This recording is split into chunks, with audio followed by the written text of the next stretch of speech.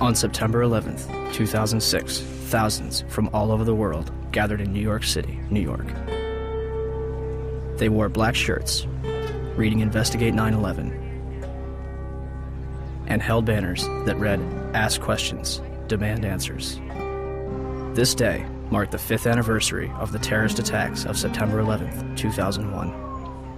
Although the 9/11 Commission report had been published over 2 years prior, many Americans and citizens worldwide remained convinced that the truth was being withheld from the public.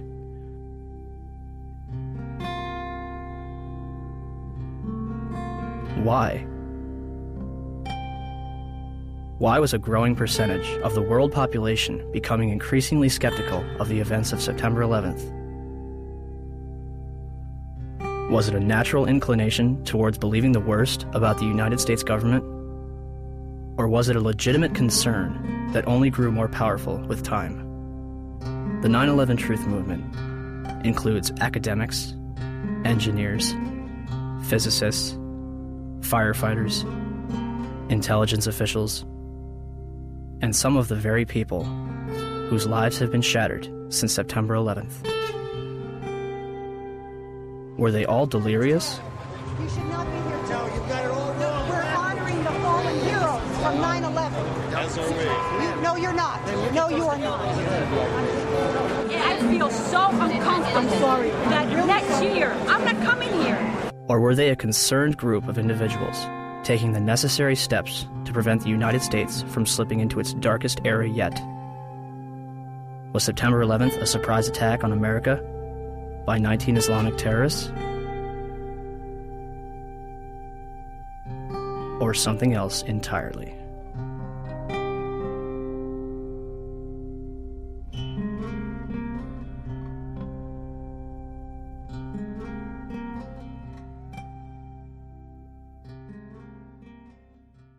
George Bush has spent an uncomfortable day with his people trying to explain away why he failed to pass on warnings the White House had received before September the 11th that terrorists were planning to hijack American aircraft. What happened that day has cast a shadow over just about every area of American life. Now one of the country's best-known journalists has said that the American response to the so-called war on terrorism has created a climate of effective censorship in a land claiming to be the home of free speech. There's never been an American war, small or large, in which access has been so limited as this one. The belief runs so strong in both the political and military leadership that those who control the images will control public opinion. Does it suggest that there was somebody on the inside? He kind of compared it to the Godfather story, you know, where the gun was placed in the men's room. There is also a possibility this could be some kind of inside job. May it have been an inside job? Might these people have gotten help from the inside? I was speculating about that along with others early this morning, but now there's a lot more evidence that suggests it's almost certainly the case. It's an obscene comparison. I'm not sure I like it, but there was a time in South Africa that people would put flaming tires around people's necks if they dissented. The fear is that you'll be necklaced here. You'll have a flaming tire of lack of patriotism put around your neck. Now, it's that fear that keeps journalists from asking the toughest of the tough questions and to continue to bore in on the tough questions so often. People let us stay out of our business. A country that hides something is a country that is afraid of getting caught. And in particular, this Bush administration, who is as tight with Saudi Arabia as you can get. I know the right question, but you know what? This is not exactly the right time to ask it. The president's father used to stay with the bin Laden family when he would go to Saudi Arabia. It starts with a feeling of patriotism within oneself. In the past, though, the FBI has sometimes made problems worse by ignoring or denying them. FBI management intentionally and repeatedly thwarted and obstructed my attempts to launch a more comprehensive investigation to identify and to neutralize terrorists. They realize what an entertainment-oriented society ours has become. To the families and victims, of September 11th. On behalf of John Vincent, Barry Carmody, and myself, we're sorry. And, I want to say quietly, but as forcefully as I can, that I hope this doesn't go any further. It's gone too far already. I am appalled by it.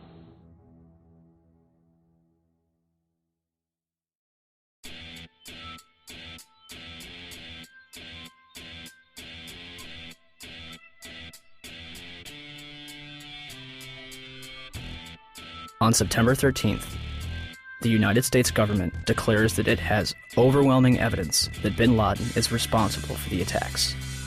The Taliban offers to hand over Osama bin Laden if the United States can provide evidence. Our position in this regard is that if America have evidence and proofs, they should produce it, and we are ready for the trial of Osama bin Laden in the light of evidence. Are you willing to hand Osama bin Laden to the United States or no? No. Without evidence, no. September 23rd, 2001. The Secretary of State said the administration would soon be able to document its case in public against the al-Qaeda network and Osama bin Laden. And I think it'll be persuasive. By the next day, the White House was already backpedaling. But is there any plan to present public evidence so that, the average citizen, not just Americans, but people all over the world, can understand the case against bin Laden? I think as Secretary Powell said, there's hope to do that and to do so in a timely fashion over some course of time. But I think the American people also understand that there are going to be times when that information cannot immediately be forthcoming, and the American people seem to be accepting of that. It seems as though you're asking everyone to trust you. This information has yet to be provided to the public. Instead of taking credit, bin Laden denies involvement in the attacks 3 times. December 13th, the Department of Defense releases a videotape allegedly discovered in a house in Jalalabad, Afghanistan. Osama bin Laden describes the attacks along with Khaled al-Harbi. American mainstream media and even President Bush would portray this videotape as absolute proof of his guilt. International establishments question the authenticity of the tape. December 26th, 2001. A Taliban official claims that he has attended the funeral of Osama bin Laden. The next day, a video believed to be recorded on November 19th is broadcast, in which bin Laden praises the attack, but takes no responsibility. The next bin Laden video would not appear until October 29th, 2004, days before the presidential election. The video is described as the clearest claim of responsibility for 9/11. And when questioned why bin Laden's most wanted poster does not indict him for 9/11, the chief of investigative publicity for the FBI, Rex Toome, replied, 9/11 is not mentioned on bin Laden's most wanted poster is because the FBI has no hard evidence connecting Osama bin Laden to 9/11. Clearly, I couldn't really believe what I had just heard, so I repeated it. And he said, yes, that is correct. The FBI has no hard evidence connecting Osama bin Laden to 9/11. What evidence do they have?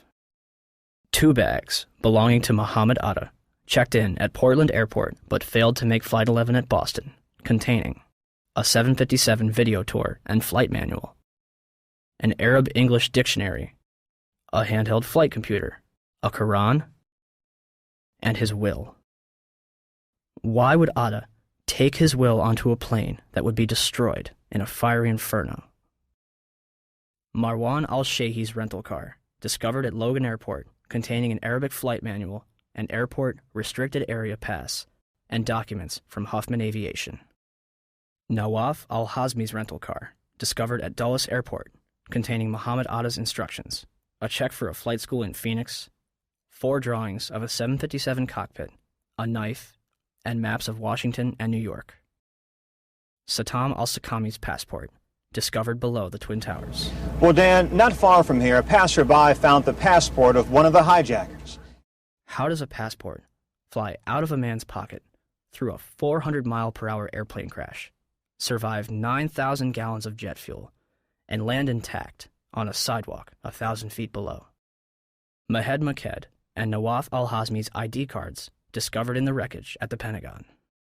An ID, Saeed al-Ghamdi's passport, Ahmed al-Nami's driver's license, passport photos, and a business card found in Shanksville. The list goes on. A former high-level intelligence official commented to New Yorker magazine, "Whatever trail was left deliberately for the FBI to chase."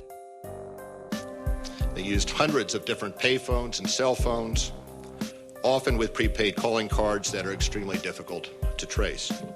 And they made sure that all the money sent to them to fund their attacks was wired in small amounts to avoid detection. Small amounts? Lieutenant General Mahmoud Ahmed, the director of the Pakistani Inter-Services Intelligence Agency, the ISI, was reported to have wired $100,000 to Muhammad Atta in August 2001.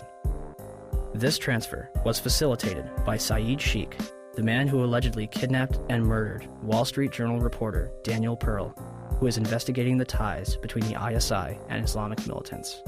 And the Pakistanis, of course, if you know your history, have only been a couple of degrees of separation away from the so-called Al-Qaeda hijackers.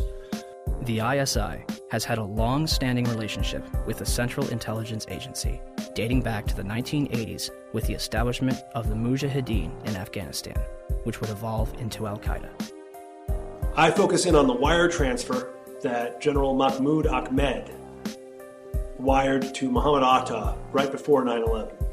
That's pretty crucial because General Mahmoud Ahmed was actually meeting with key Washington, D.C. insiders, Senator Bob Graham, Porter Goss, the future director of CIA, on the morning of 9/11. And he has a relationship not only with the CIA, but with Dick Armitage at State Department, Mark Grossman at State Department. Yes. Are you aware of the reports at the time that ISI chief was in Washington on September 11 and on September 10th, $100,000 was wired from Pakistan to these groups here in this area? And why he was here? Was meeting with you or anybody in the administration? I have not seen that report, and he was certainly not meeting with me. Yes? In the White House transcript of this exchange, which is delivered to the press, the information about the ISI is censored. Bob Graham and Porter Goss will later co-head a joint inquiry which publicly claims that the Bush administration received absolutely no intelligence that could have prevented the attacks. The meeting begins at 8 a.m. over breakfast at the Capitol building and lasts through Flight 175's impact with the South Tower. During his visit, which began on September 4th, Ahmed would also meet with the present CIA director, George Tenet. A month later, after reports of the transfer between himself and Atta, Mahmoud Ahmed retires from the ISI. The 9/11 Commission report will later conclude that they saw no evidence that any foreign government or foreign government official supplied any funding. The Commission decided not only to omit the information, but to deny it entirely. On page 172 of your report, the 911 report, you state, quote, "The U.S. government has not been able to determine the origin of the money used in the 911 attacks. Ultimately, the question is of little practical significance," end quote. How can you state that the question of who bankrolled the deaths of 3,000 American people on September 11th is, quote, of little practical significance? Because it costs so little money. That's the awful thing about it. It costs less than $500,000. That's why it was so hard to trace. We were able to find pieces of the $500,000, but it came in very small pieces. And you said earlier $500,000 to do the 9/11 operation. Well, we know that $100,000 was wired to Muhammad Atta directly from the head of Pakistani ISI. Well, I'm not aware of $100,000. But Pakistan, I think, is the most dangerous country in the world. Why was there such a vested interest in covering up the transaction between the ISI and Muhammad Atta? And let's talk about that wire transfer, because Governor Kaine had no basis for denial, because the FBI and the Wall Street Journal confirmed the General Mahmoud Ahmed wire transfer I'm talking about. But the 9/11 Commission deliberately said that funding is not important and assigning blame is not important to them, but it is to us. As if their funding was not suspicious enough, a number of hijackers reportedly trained at U.S. military bases. As hard as this is to believe that 2 of the alleged terrorists involved in what happened on Tuesday may have attended schools run by the U.S. military. Now, this is according to a senior defense official. Ahmed al-Nami, Ahmed al-Ghamdi, and Saeed al-Ghamdi listed their address on both driver's licenses and car registrations as the Naval Air Station in Pensacola, Florida. Muhammad Atta reportedly graduated from the U.S. International Office School at Maxwell Air Force Base in Alabama. In response to a Freedom of Information Act, Captain Jason Taylor confirmed that a Muhammad Atta trained there between 1998 and 1999, but did not verify if it was the same person. Abdulaziz Al-Amari attended Brooks Air Force Base in San Antonio, Texas. Saeed al-Ghamdi and others attended the Defense Language Institute in Monterey, California, as confirmed by Lieutenant Colonel Steve Butler, Vice Chancellor for Student Affairs. American media ceases investigation when the Air Force says, "We are probably not talking about the same people." 2 of the hijackers, Nawaf al-Hazmi and Khalid al-Madar, rented an apartment from and lived with an FBI informant. Curiously, a number of them were reported to still be alive after the attack. Finally, we were led to believe that the alleged hijackers were fundamentalist Muslims spending their final days preparing for paradise. Yet, in the week before the attacks, a number of them would drink, visit strip clubs, and solicit prostitutes. By all accounts, Atta and his cousin kept to themselves, except for last Thursday at this bar in Hollywood, Florida. It's believed both men came in, drank heavily, and then refused to pay the bill. And the guy got very, very offended, and he said to me, he said, "Oh, I can pay my bill. I'm an airline pilot." And I was like, okay. Mahed Maked is spotted several times at a porn shop. Hamza al-Ghamdi ordered a porno in his hotel on September 10th. The mayor of Paterson, New Jersey, states that they are spotted more at go-go clubs than at mosques. Regardless of their actions, some of the hijackers' presence was known as early as 2000. What did we know? When did we know it? That's what some congressmen are asking now, and asking quite loudly. Did we know the year before 9/11 that one of the hijackers was a terrorist threat? Army Lieutenant Colonel Anthony Schaefer has gone public with his charge that Able Danger, a military intelligence project he worked with in 2000, identified Muhammad Atta, even pulled up his picture along with 3 other 9/11 hijackers as possible al-Qaeda members. We found the identities of 4 of the 9/11 hijackers prior to 9/11. But he says beginning in September 2000, 3 meetings he set up with the FBI were each canceled by military lawyers. Schaefer also says he remembers telling then 9/11 Commission staff at a meeting in Afghanistan about Atta and what the intelligence unit found back in 2000.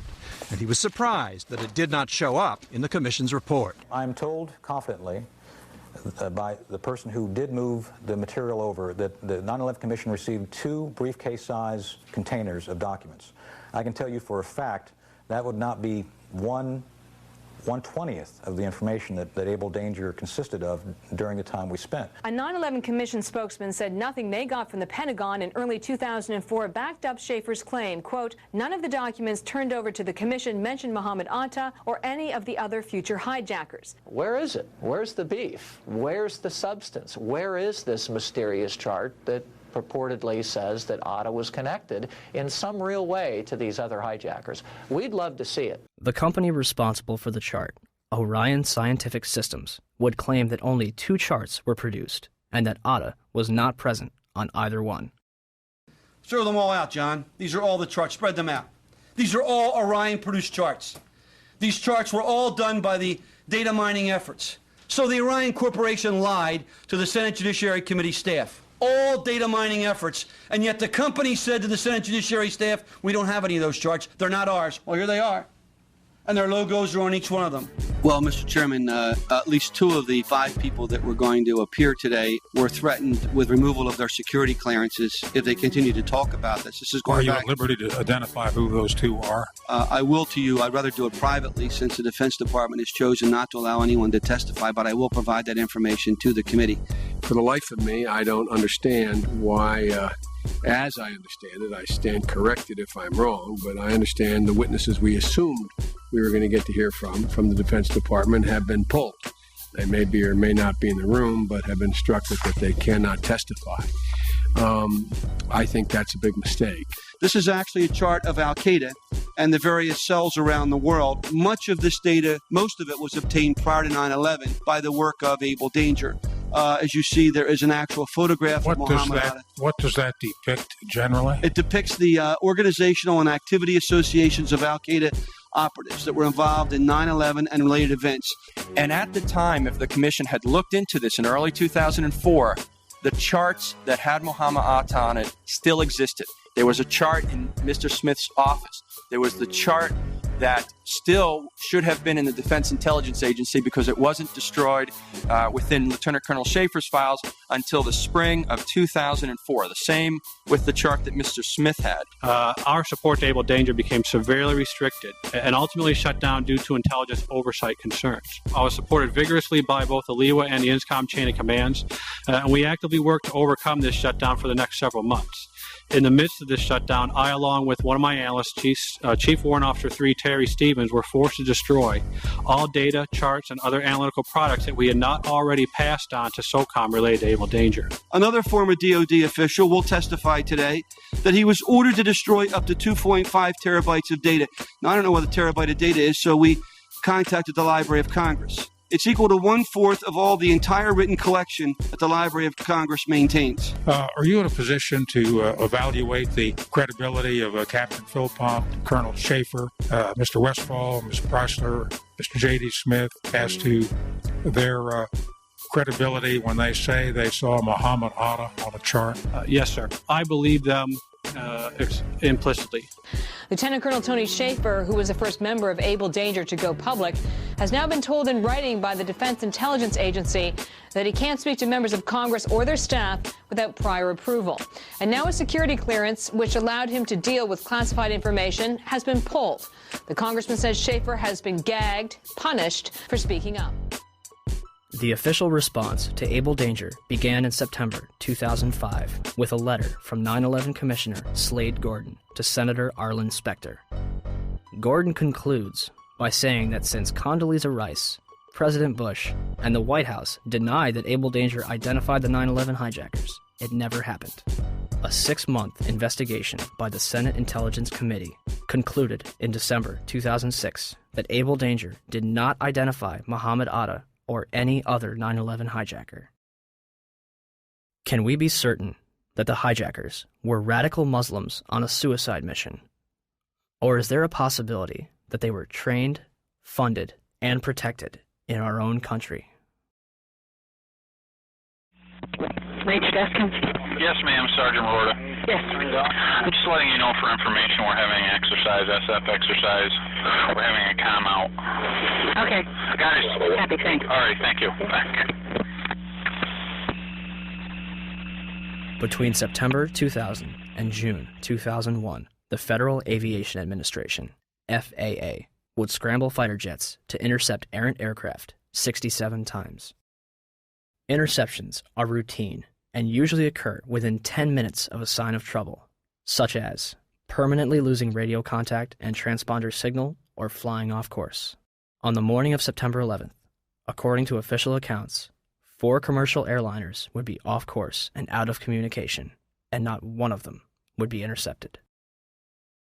How is it that on 4 separate occasions on one day that $1 trillion military and intelligence infrastructure could fail? Never did in anybody's thought process about how to protect America did we ever think that the evildoers would fly not 1, but 4 commercial aircraft into precious U.S. targets. Never. I don't think anybody could have predicted that these people would take an airplane and slam it into the World Trade Center, take another one and slam it into the Pentagon. Nobody in our government, at least, and I don't think the prior government that could envision flying airplanes into buildings on such a massive scale. But that turns out not to be true. U.S. military planners did envision and practice those very scenarios. As reported by USA Today, the North American Aerospace Defense Command, NORAD, conducted exercises with fighter jets, simulating hijacked planes flown into the World Trade Center in the 2 years before the attacks. Pentagon planners also envisioned the attack on the Pentagon 5 months before it happened. According to this April 2001 Pentagon email, Air Force officials wanted a war game, having a terrorist group hijack a commercial airline and fly it into the Pentagon. The idea was to check response times to launch fighter jets, but according to the Pentagon email, the plan was ultimately rejected by senior Pentagon officials as too unrealistic. Still to come are big questions about NORAD's response on the day of the attack. Why, despite all the exercises and the planning, Peter, jet fighters were not in place anywhere near New York or Washington. Quite an amazing story. Many thanks, Brian. Brian Ross. One drill, called Amalgam Virgo, was conducted on June 1st and 2nd, 2001, and simulated successful terrorist attacks. Its purpose was to focus on unconventional threats, including an airborne hijacking. One plan would simulate the hijacking of a commercial airliner, which would be crashed into the Capitol. The second part of the exercise, which was planned but not executed before 9/11, involved 2 planes with actual pilots on the flight deck. FBI agents would hijack the planes and divert them to secure locations. And on its cover, Osama bin Laden. In fact, multiple war games were underway on 9/11 itself. The question was, we had 4 war games going on September 11th, and the question that I tried to pose before the secretary had to go to lunch was whether or not the activities of the 4 war games going on September 11th actually impaired our ability to respond to the attacks. The answer to the question is no, did not impair our response. In fact, General Eberhard, who was then the commander of North American Aerospace Defense Command, as he testified in front of the 9/11 Commission, I believe he told them that it enhanced our ability to respond. There were 2 CPXs. There was 1 Department of Justice exercise that didn't have anything to do with the other 3. And there was an actual operation ongoing because there was some Russian bomber activity up near Alaska. So, did the war games ultimately help or hinder our response? September 11th was day 2 of Vigilant Guardian, an exercise staged by the Joint Chiefs and NORAD, which simulated hijacked planes in the northeastern United States. Vigilant Guardian is a branch of Global Guardian, a mass Armageddon exercise being conducted at Offutt Air Force Base in cooperation with NORAD. Originally scheduled to take place in late October, Global Guardian was moved to September. The exercise is reportedly canceled after the second Twin Tower is hit. 3 E-4B Doomsday planes remain airborne. 2 government sources familiar with the incident tell CNN it was a military aircraft, but say the details are classified. This comparison of the CNN video and an official Air Force photo suggests the mystery plane is among the military's most sensitive aircraft, an Air Force E-4B. The E-4B is a state-of-the-art flying command post, built and equipped for one reason: to keep the government running no matter what, even in the event of a nuclear war. Ask the Pentagon, and it insists this is not a military aircraft, and there is no mention of it in the official report of the 9/11 Commission. The Pentagon, the Secret Service, and the FAA all say they, at least for public consumption, have no explanation of the giant plane over the president's house, just as the smoke began to rise across the river at the Pentagon. Barksdale Air Force Base also participated in Global Guardian. Instead of returning directly to Washington, D.C., President Bush would fly to both Barksdale and Offutt Air Force Base before returning to the White House.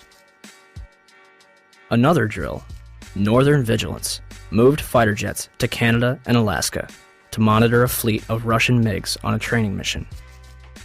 Northern Vigilance also placed inputs onto military radar screens. Also referred to as phantoms, inputs are simulated errant aircraft, which appear real to those participating in the exercise. We fought many phantoms that day. 3 F-16s from Andrews Air Force Base, located 15 miles from the Pentagon, are flown 180 nautical miles away for a training mission in North Carolina. Fort Belvoir, an Army base 10 miles south of the Pentagon, is preparing for an exercise intended to test security in case of a terrorist attack. Employees in the Office of Emergency Management on the 23rd floor of World Trade Center Building 7 continue preparations for Tripod, a biological attack drill scheduled for September 12th. Finally, the National Reconnaissance Office in Virginia begins a drill at 8:45, conducted by a team from the CIA, in which a plane crashes into their building. Also, a number of war games were being conducted that have yet to be fully disclosed. Ask about the war games that were planned for 9/11. Commissioner Gorelick. Could you please be quiet? We have only a few minutes with General Myers. I'd like to ask a question. General Myers, I'm sorry. I would ask, please, people in the audience to be quiet if you want to stay here. Statement. This commission has not answered my questions. I'm walking out. It's a farce. I will. Thank you. So let me get this straight. On the morning of 9/11, the United States is running drills in which hijacked aircraft go in and out of radar. Fighter jets are flown out of the United States, and planes are crashed into buildings. What a coincidence. And in terms of what motivated me to bring all the aircraft down, as you see one thing happen, that's an accident. When you see two of the same thing occur, it's a pattern. But when you see three of the same thing occur, it's a program. And so at that point, I decided to bring all the aircraft down. And so, at 9:45, all airborne planes were forced to land. This order applied to all civilian aircraft. Certain military planes were allowed to remain airborne. By 12:16 that afternoon, the FAA managed to ground over 4,000 planes without incident.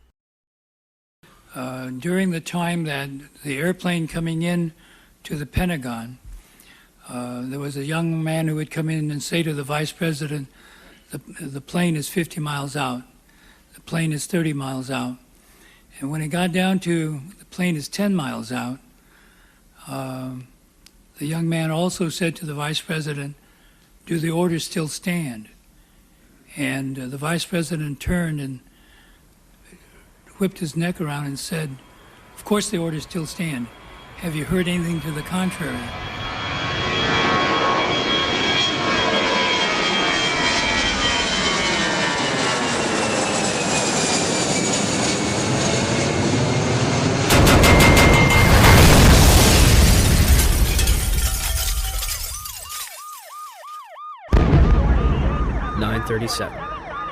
Arlington, Virginia.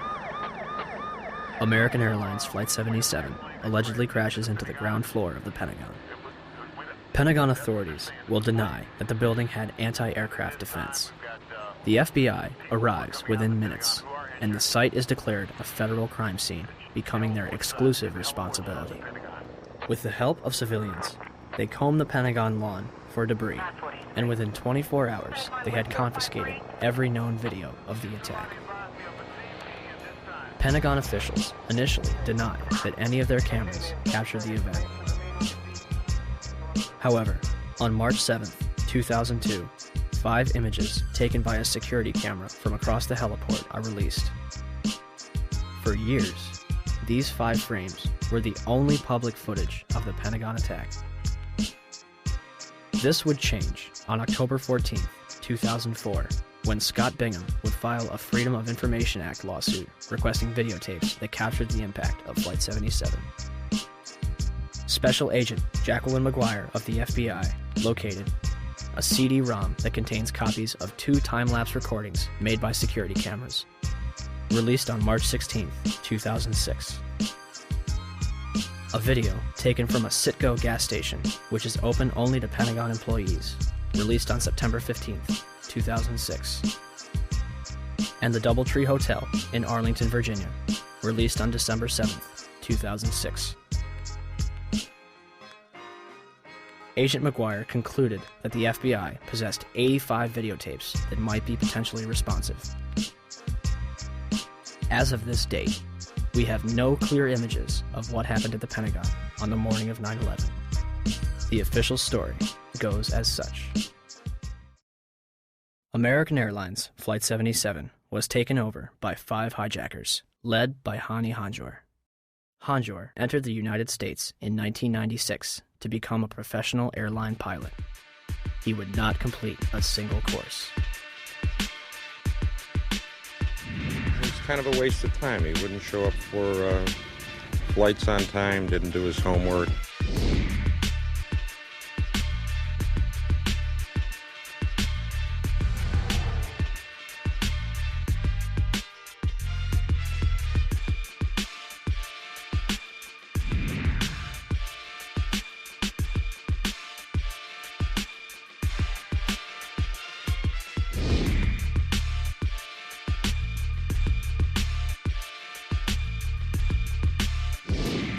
Average or below average piloting skills.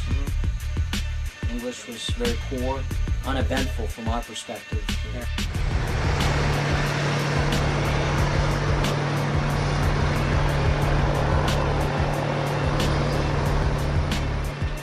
The 9/11 Commission concludes that Hanjour was perhaps the most experienced and highly trained pilot.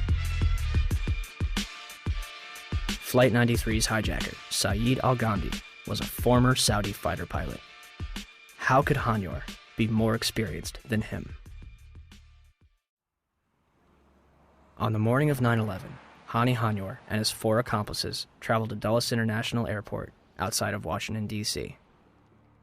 They had spent the weeks beforehand at the Valencia Motel in Laurel, Maryland, 6 miles from the National Security Agency.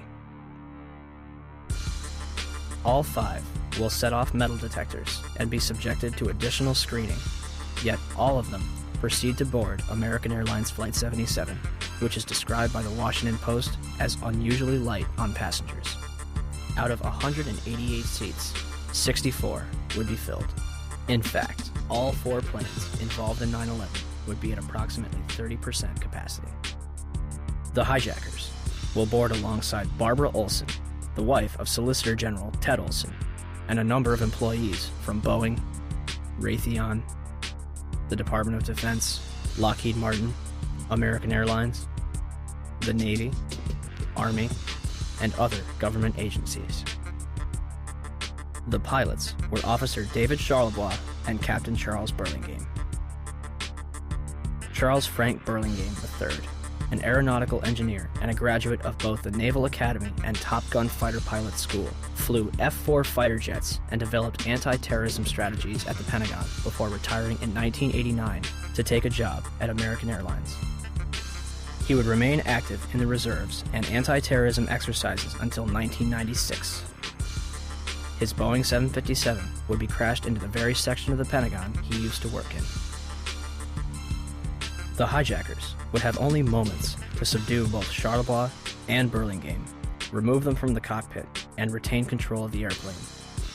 Yet, the plane is hijacked without incident at 8:51 and makes an unauthorized turn to the south 3 minutes later. No mayday, no hijack code, no sign of struggle.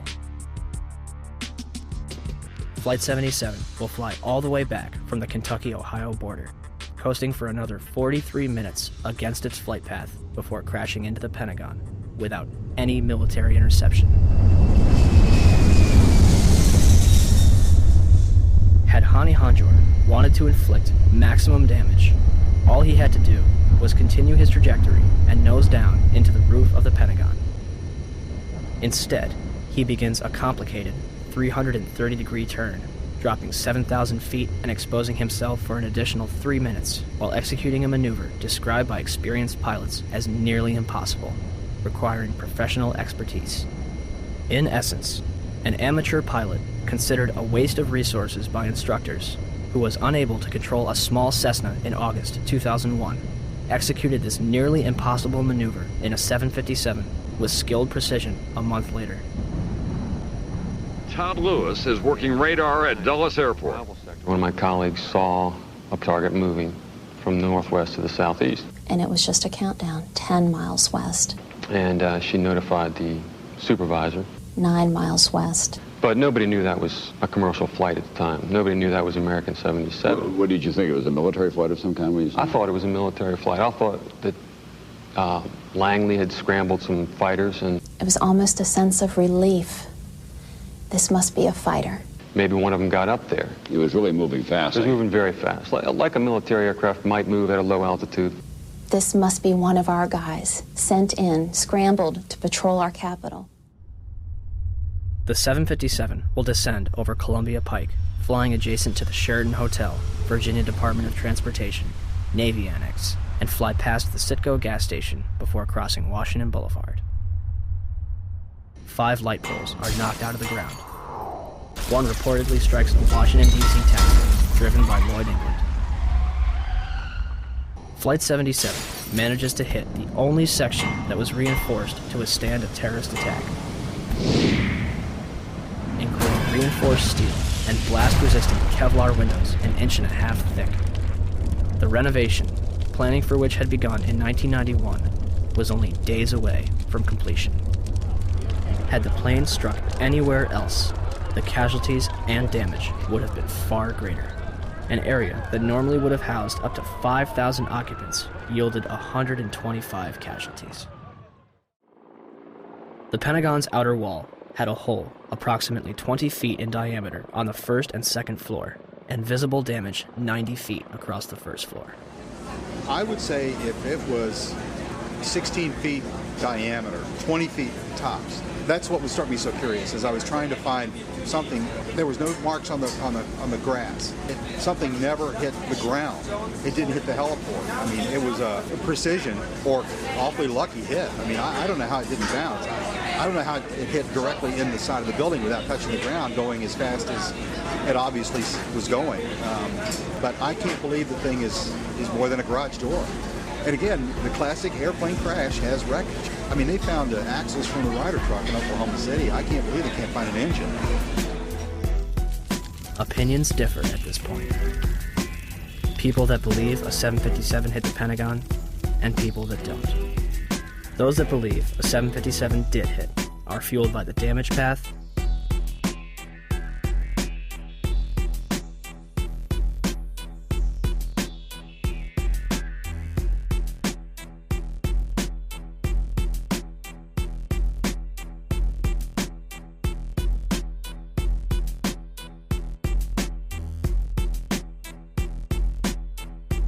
wreckage outside the building,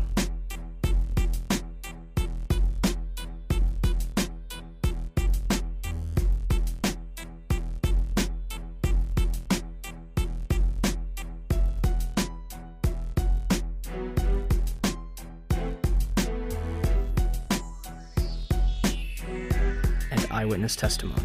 While we were sitting in the office, and all of a sudden we heard some rumbling, something is kind of hitting us. Very imminent things could happen. So we look at each other, and it really, the noise is unbearable. And at the last moment, my brother jumped out the office. I heard about the very big jet sound. Looks like just up to here. I just look at the outside, big black wings coming that way. And then I just running out, and then 2-3 seconds, boom. We're used to seeing planes.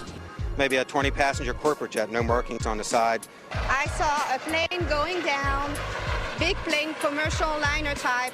And I saw this jet coming in, and it was really low, and it was an American Airlines jet. You could read the AA on the side, silver fuselage. This particular plane was awful low, and as we were coming down on a 395, it came across in front of us, and it was low. Coming in at a shallow angle like it was landing right into the side of the Pentagon.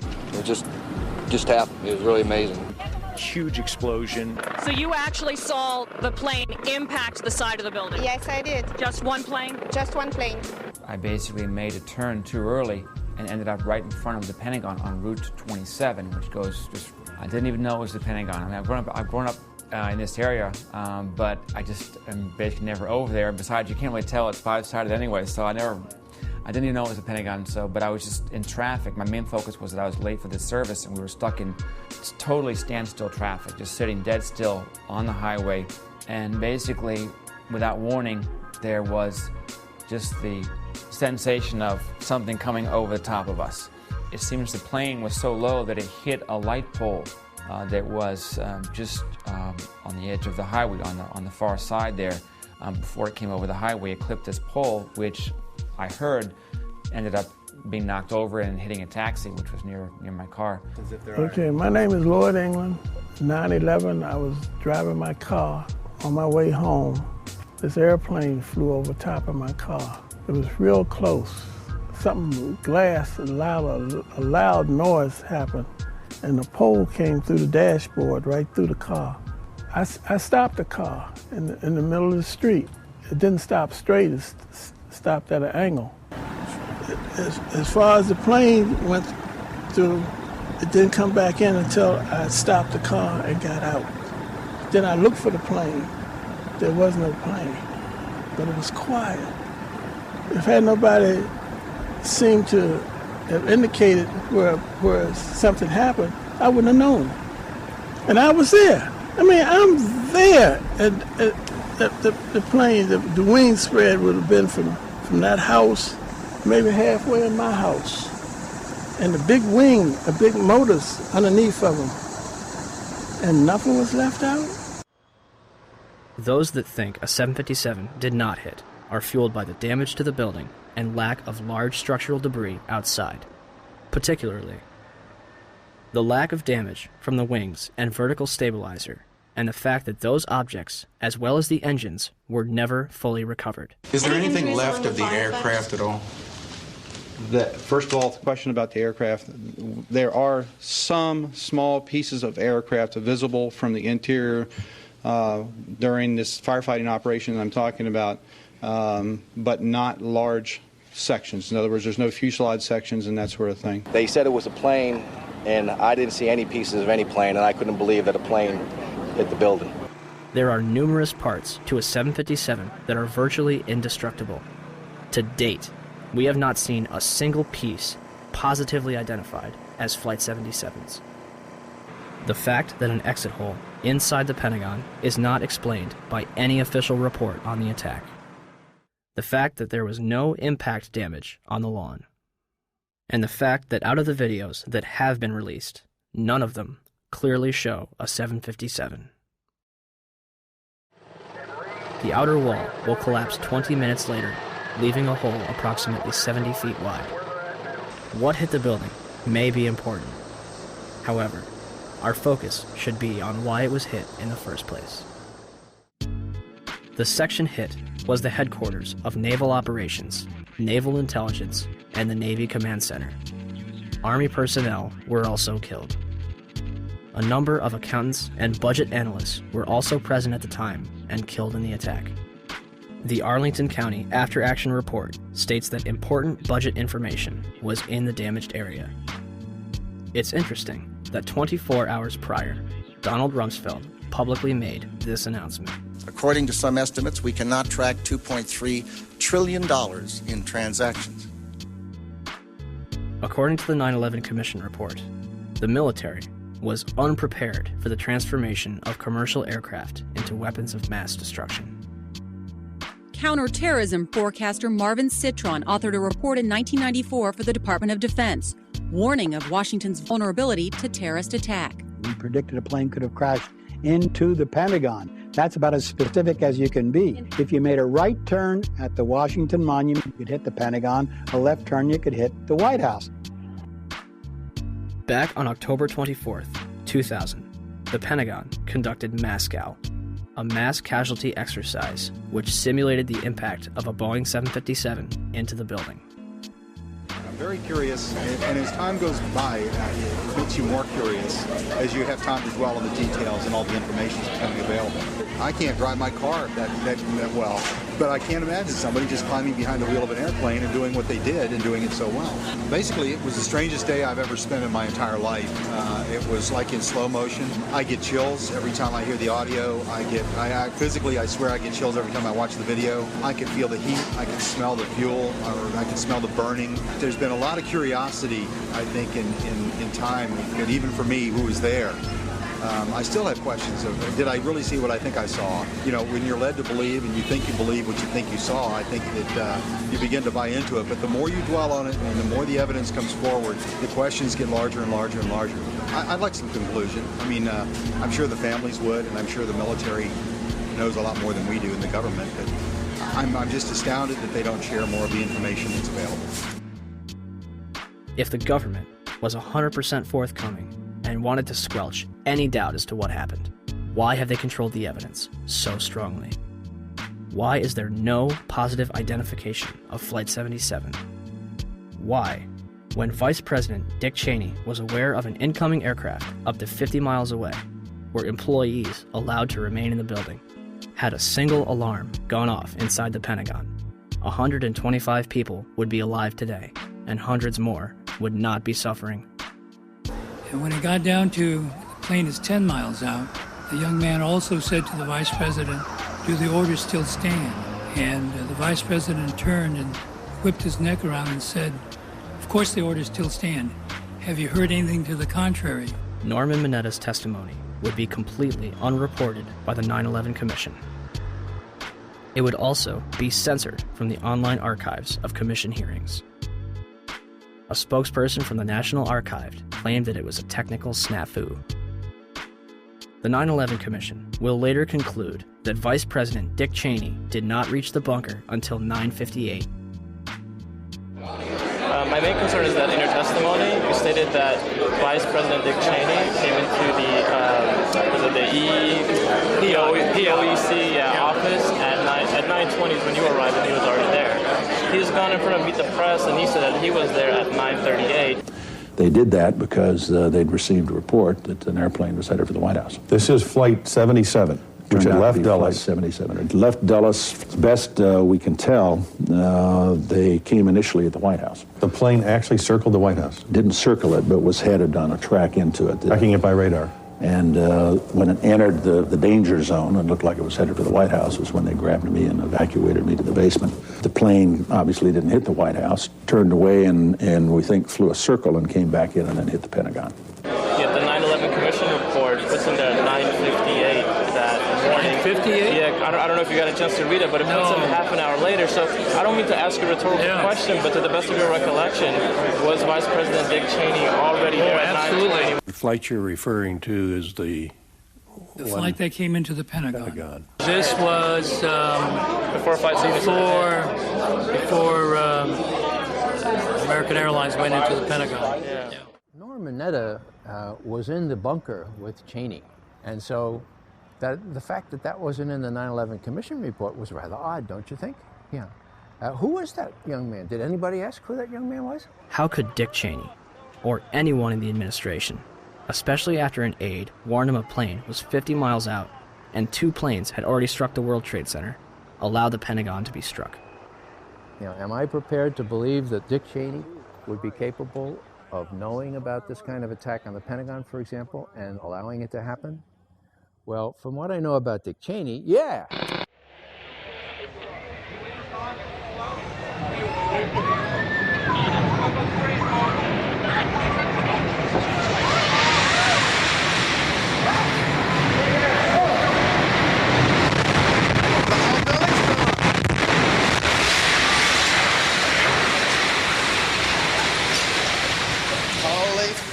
Jesus! 9:59, New York City, New York.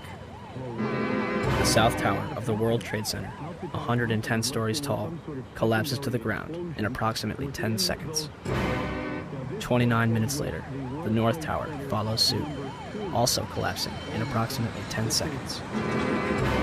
Later that evening, at 5:20, World Trade Center Building 7, 47 stories tall, collapses to the ground in under 7 seconds. The official explanation is that falling debris from the North Tower created a series of fires inside the building. If this is true, it would be the third steel-frame skyscraper in history to completely collapse because of damage and fire. The first two would be the Twin Towers. February 23rd, 1991. One Meridian Plaza, a 38-story skyscraper in Philadelphia, burned for 18 hours across 8 floors. It is later described by officials as the most significant fire of the century. It did not collapse. October 17, 2004. A 56-story skyscraper in Caracas, Venezuela, built in 1976, burned for over 17 hours and spread across 26 floors. It did not collapse. February 13th, 1975. A 3-alarm fire broke out between the 9th and 14th floors of the North Tower. No one died. The building was unoccupied. The fire began in an electrical wiring closet on the 11th floor. There should have been fire stops to prevent it from spreading, but there weren't. The fire spread to 6 other floors. Even without a sprinkling system, fire department officials and building officials here say that there's no chance the World Trade Center could become a type of towering inferno. The fire is so intense, it leads to the installation of sprinkler systems, which would come in handy on May 19th, 1975, when 7 fires strike the complex. The South Tower had garbage fires dispersed between the 25th and 36th floor, and the North Tower had a fire on the 11th floor. 6 of the fires were minor, but the 7th on the 32nd floor of the South Tower caused heavy damage. Guess what? They did not collapse. September 11th, 2001. 2 110-story skyscrapers, completed in 1973, burned for 56 minutes over 8 floors and 103 minutes over 5 floors, respectively, before collapsing completely to the ground. Some argue that this was due to the construction of the Twin Towers. The Twin Towers were composed of 200,000 tons of steel and 425,000 cubic yards of concrete.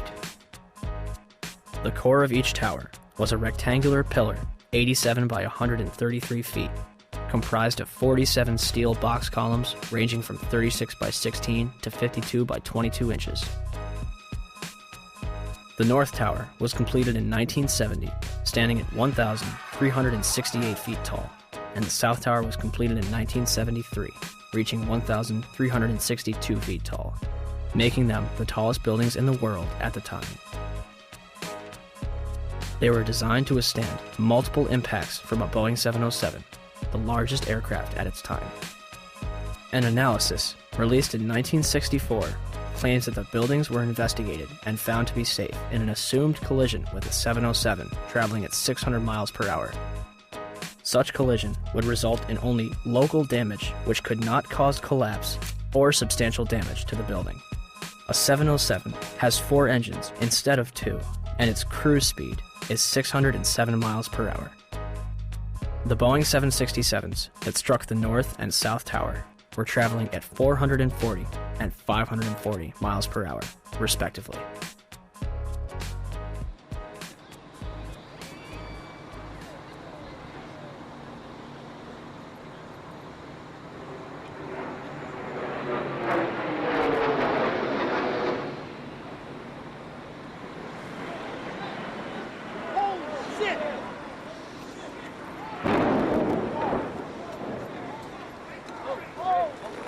Breaking news on WCBS 880, right here, right now.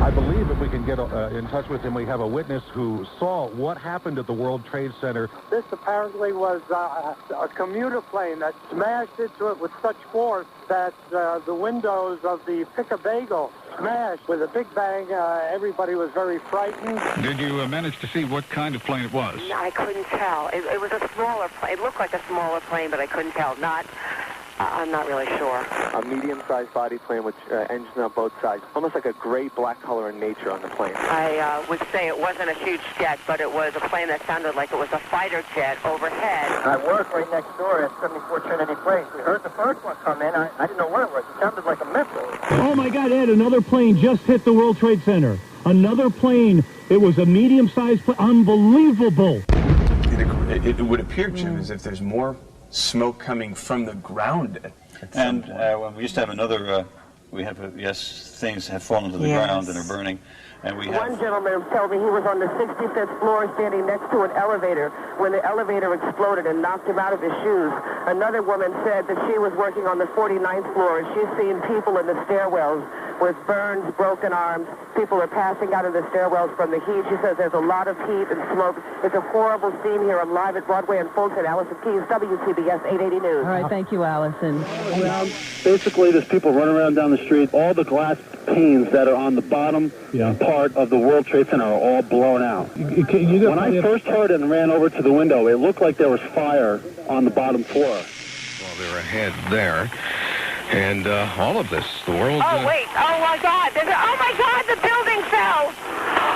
Are you there? The building just fell. You said it sounded like the 4th of July. You heard a big explosion before the building fell? I saw it as it was happening, and it sounded as if you had 100 of those little black cat firecrackers and you lit them all off at once. That's what it sounded like. It sounded like the finale of the 4th of July over the East River. Oh, my We just gosh. witnessed some kind of secondary follow-up explosion. 10 o'clock Eastern Time this morning, just collapsing on itself.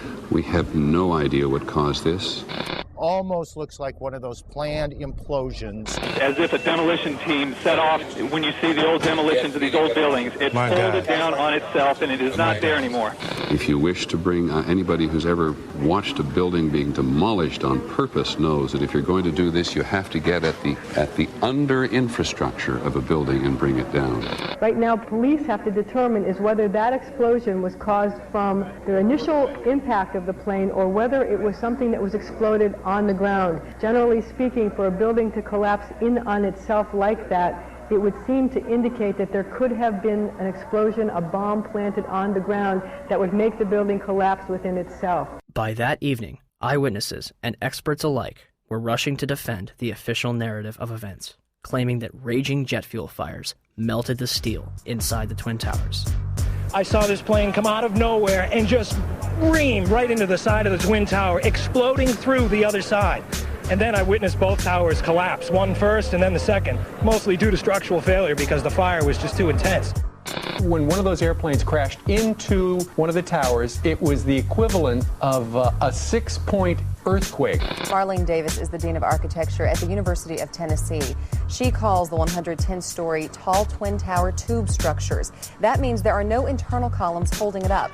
You know, when we saw this yesterday, people said, oh my goodness, there was a bomb on there. There must have been a bomb that collapsed. Must have been a bomb below. Right, that finished the job. Well, it turns out we heard from experts who said that, you know what, the fire on those floors, probably 1,500 degrees. Steel can only withstand so much because the steel structure that holds the building up was on the outside, and essentially the building started to melt and it gave way and it toppled. Engineers suspect the temperatures inside the crash areas could have quickly reached well over 1,000 degrees, perhaps approaching 2,000 degrees, beyond the melting point of any steel. They were not designed, perhaps, to take a direct strike from something the size of a 737 or an Airbus, perhaps fully loaded with fuel. Steel will melt. Physics professor and explosives expert Van Romero. Even if there was no secondary explosives in the building, hitting the having the airplane hit the building where it did, a large amount of weight above the damaged location, that damaged location being further damaged by the fire, that structure could no longer support the weight above it, and the collapse ensues. Numerous individuals, including some of the architects themselves, would claim that plane crashes were never taken into consideration and that the building was doomed to failure. Hyman Brown was the project engineer on the Twin Towers, the man on the ground in charge of making sure the buildings were built right, the way it was designed. Structural steel is fireproof to last between 1 and 2 hours, which it did, and then steel melts. Each tower was built around a central core. That core kept the building up, supporting the tower's so-called dead weight. But when steel melts, according to Brown, like dominoes, it falls. Brown says the towers were built to withstand 200-mile-an-hour hurricanes, the 100-year storm, the worst nature could dish out.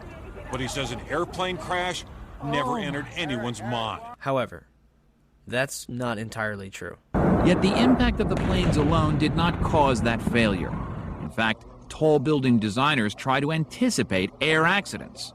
Marc Loiseau is president of a company called Controlled Demolition. When this structure was designed, it was designed, to the best of my understanding, to take the impact of what was then the state-of-the-art airplane being used in our country, the Boeing 707. The building was designed to have a fully loaded 707 crash into it. That was the largest plane at the time. I believe that the building probably could sustain multiple impacts of jetliners because this structure is like the mosquito netting on your screen door, this intense grid, and the jet plane is just a pencil puncturing that screen netting. John Skilling, the World Trade Center's head structural engineer, told the Seattle Times after the 1993 bombing that if a plane struck the building, there would be a horrendous fire, but the building structure would still be there. On August 21, 2002, the National Institute of Standards and Technology, NIST, commenced their investigation. NIST is a government agency that reports back to the United States Department of Commerce, headed at that point by Donald Evans and later replaced by Carlos Gutierrez, both Bush cabinet appointees. As part of their investigation, NIST contracted Underwriters Laboratories to recreate floor models from the Twin Towers for the purpose of fire resistance tests. We heard about it in the news. We heard about it right away that the floors didn't collapse. Okay, so they tested these huge models. They're models, but they're huge. I mean, one model was essentially the same size and exactly the same as one of the types of floor sections used. And they tested it according to ASTM E119. They exposed it to much longer fire and higher temperatures than we know were present in the World Trade Center. So right away there was a problem. And that's August of 2004. The final report was released on October 26, 2005, producing over 10,000 pages. It will not explain the actual collapse of the buildings. They only claim to get to collapse initiation and state flatly that it led to global collapse. The report, admittedly, does not actually include the structural behavior of the tower after the conditions for initiation were reached and collapse became inevitable. We were charged with finding out the cause of the collapse, and we found what happened. I think we've scientifically demonstrated what was required to initiate the collapse. Once the collapse initiated, the video evidence is rather clear. It was not stopped by the floors below, so there was no calculation that we did to demonstrate that, what is clear from the videos. NIST concludes that they found no evidence suggesting that the World Trade Center towers were brought down by controlled demolition. Where would people get an idea like that? 1. Except for material that was blown outwards, the Twin Towers collapsed into their own footprint symmetrically at nearly free-fall speeds. Newton's laws of motion determine how long it takes an object to travel a certain distance in complete freefall.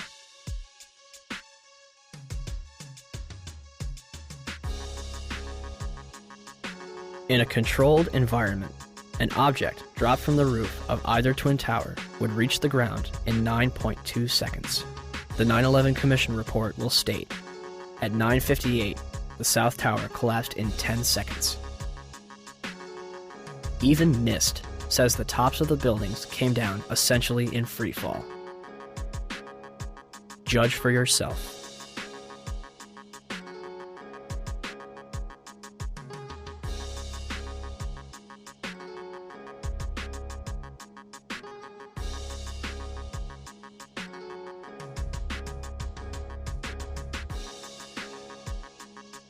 And our conclusion is that the building should not have fallen that rapidly if indeed fire caused the collapse.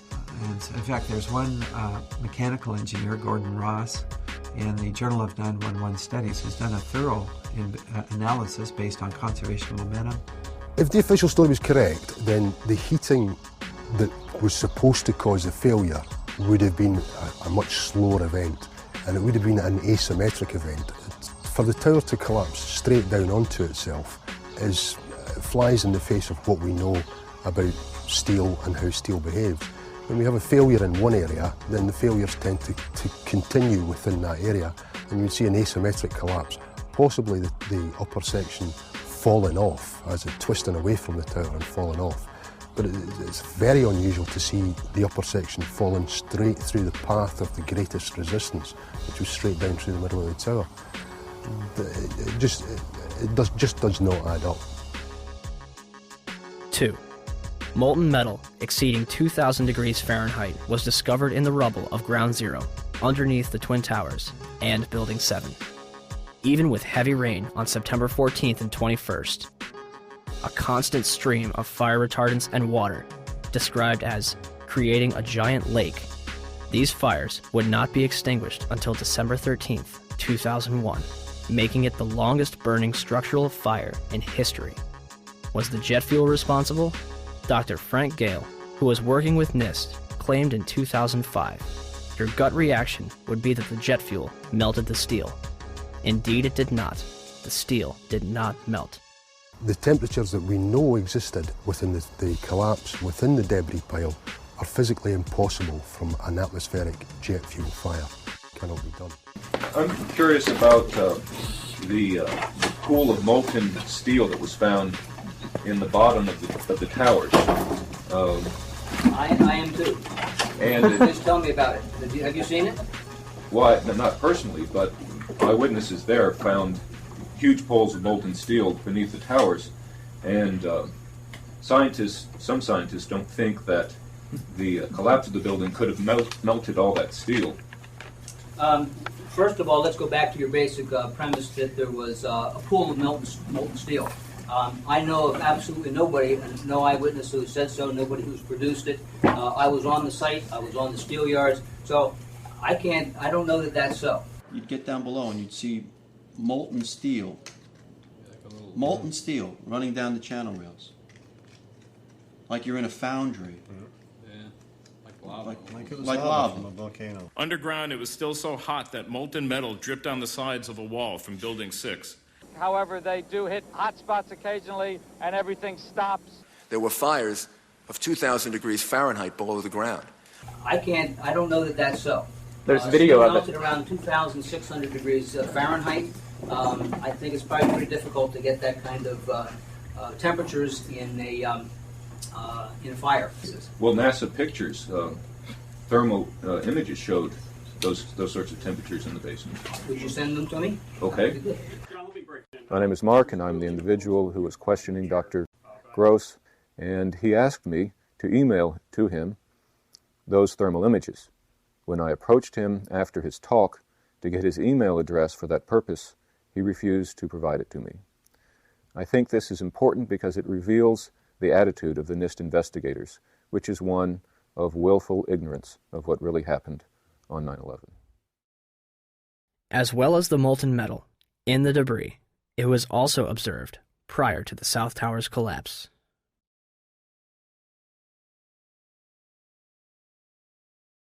Also, a minute and 20 seconds before collapse, large amounts of white smoke begin pouring from the base of the South Tower.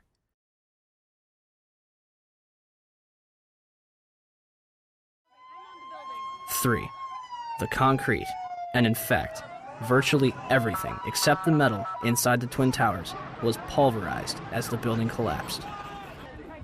This pulverized material created pyroclastic dust clouds that raced down city streets, coating lower Manhattan in a fine dust.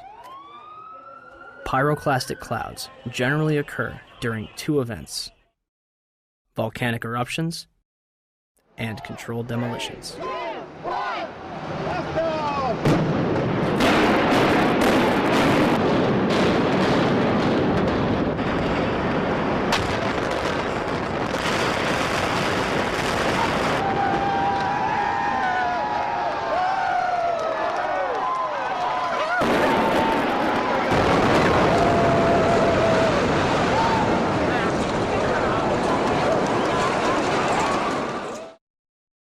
4.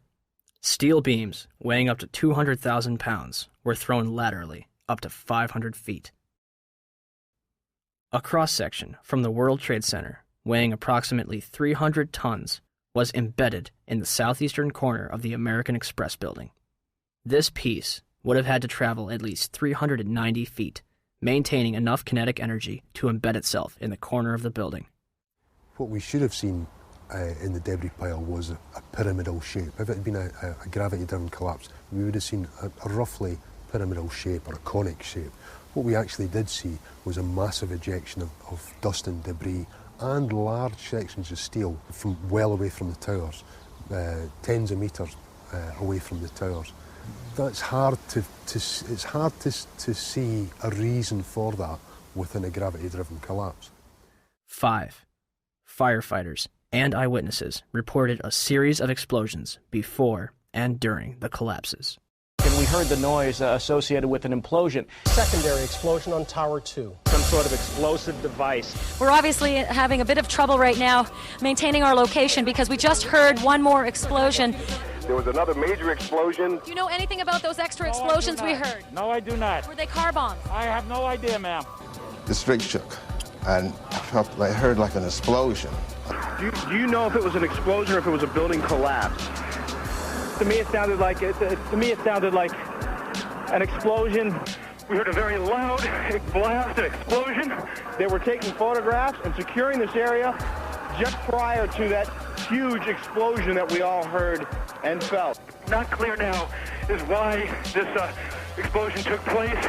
When there was some sort of collapse or explosion. From street level, as though it had exploded up, a giant rolling ball of flame, and the firefighters screamed, "Run!" There was this blast of warm air. It wasn't hot. It was warm. And it picked me up and threw me up against the wall of the building that was... You were picked up off the ground? Physically picked up off the ground. I remember an explosion. At that point, I got knocked out. I don't remember anything. Then I got up, and I looked out the window because the windows exploded, and the street below caved in. And at that point, there was like fireballs coming up. An hour later than that, we had that big explosion from much, much lower. I don't know what on earth caused that. About 15 minutes after they made their entry, we heard a boom.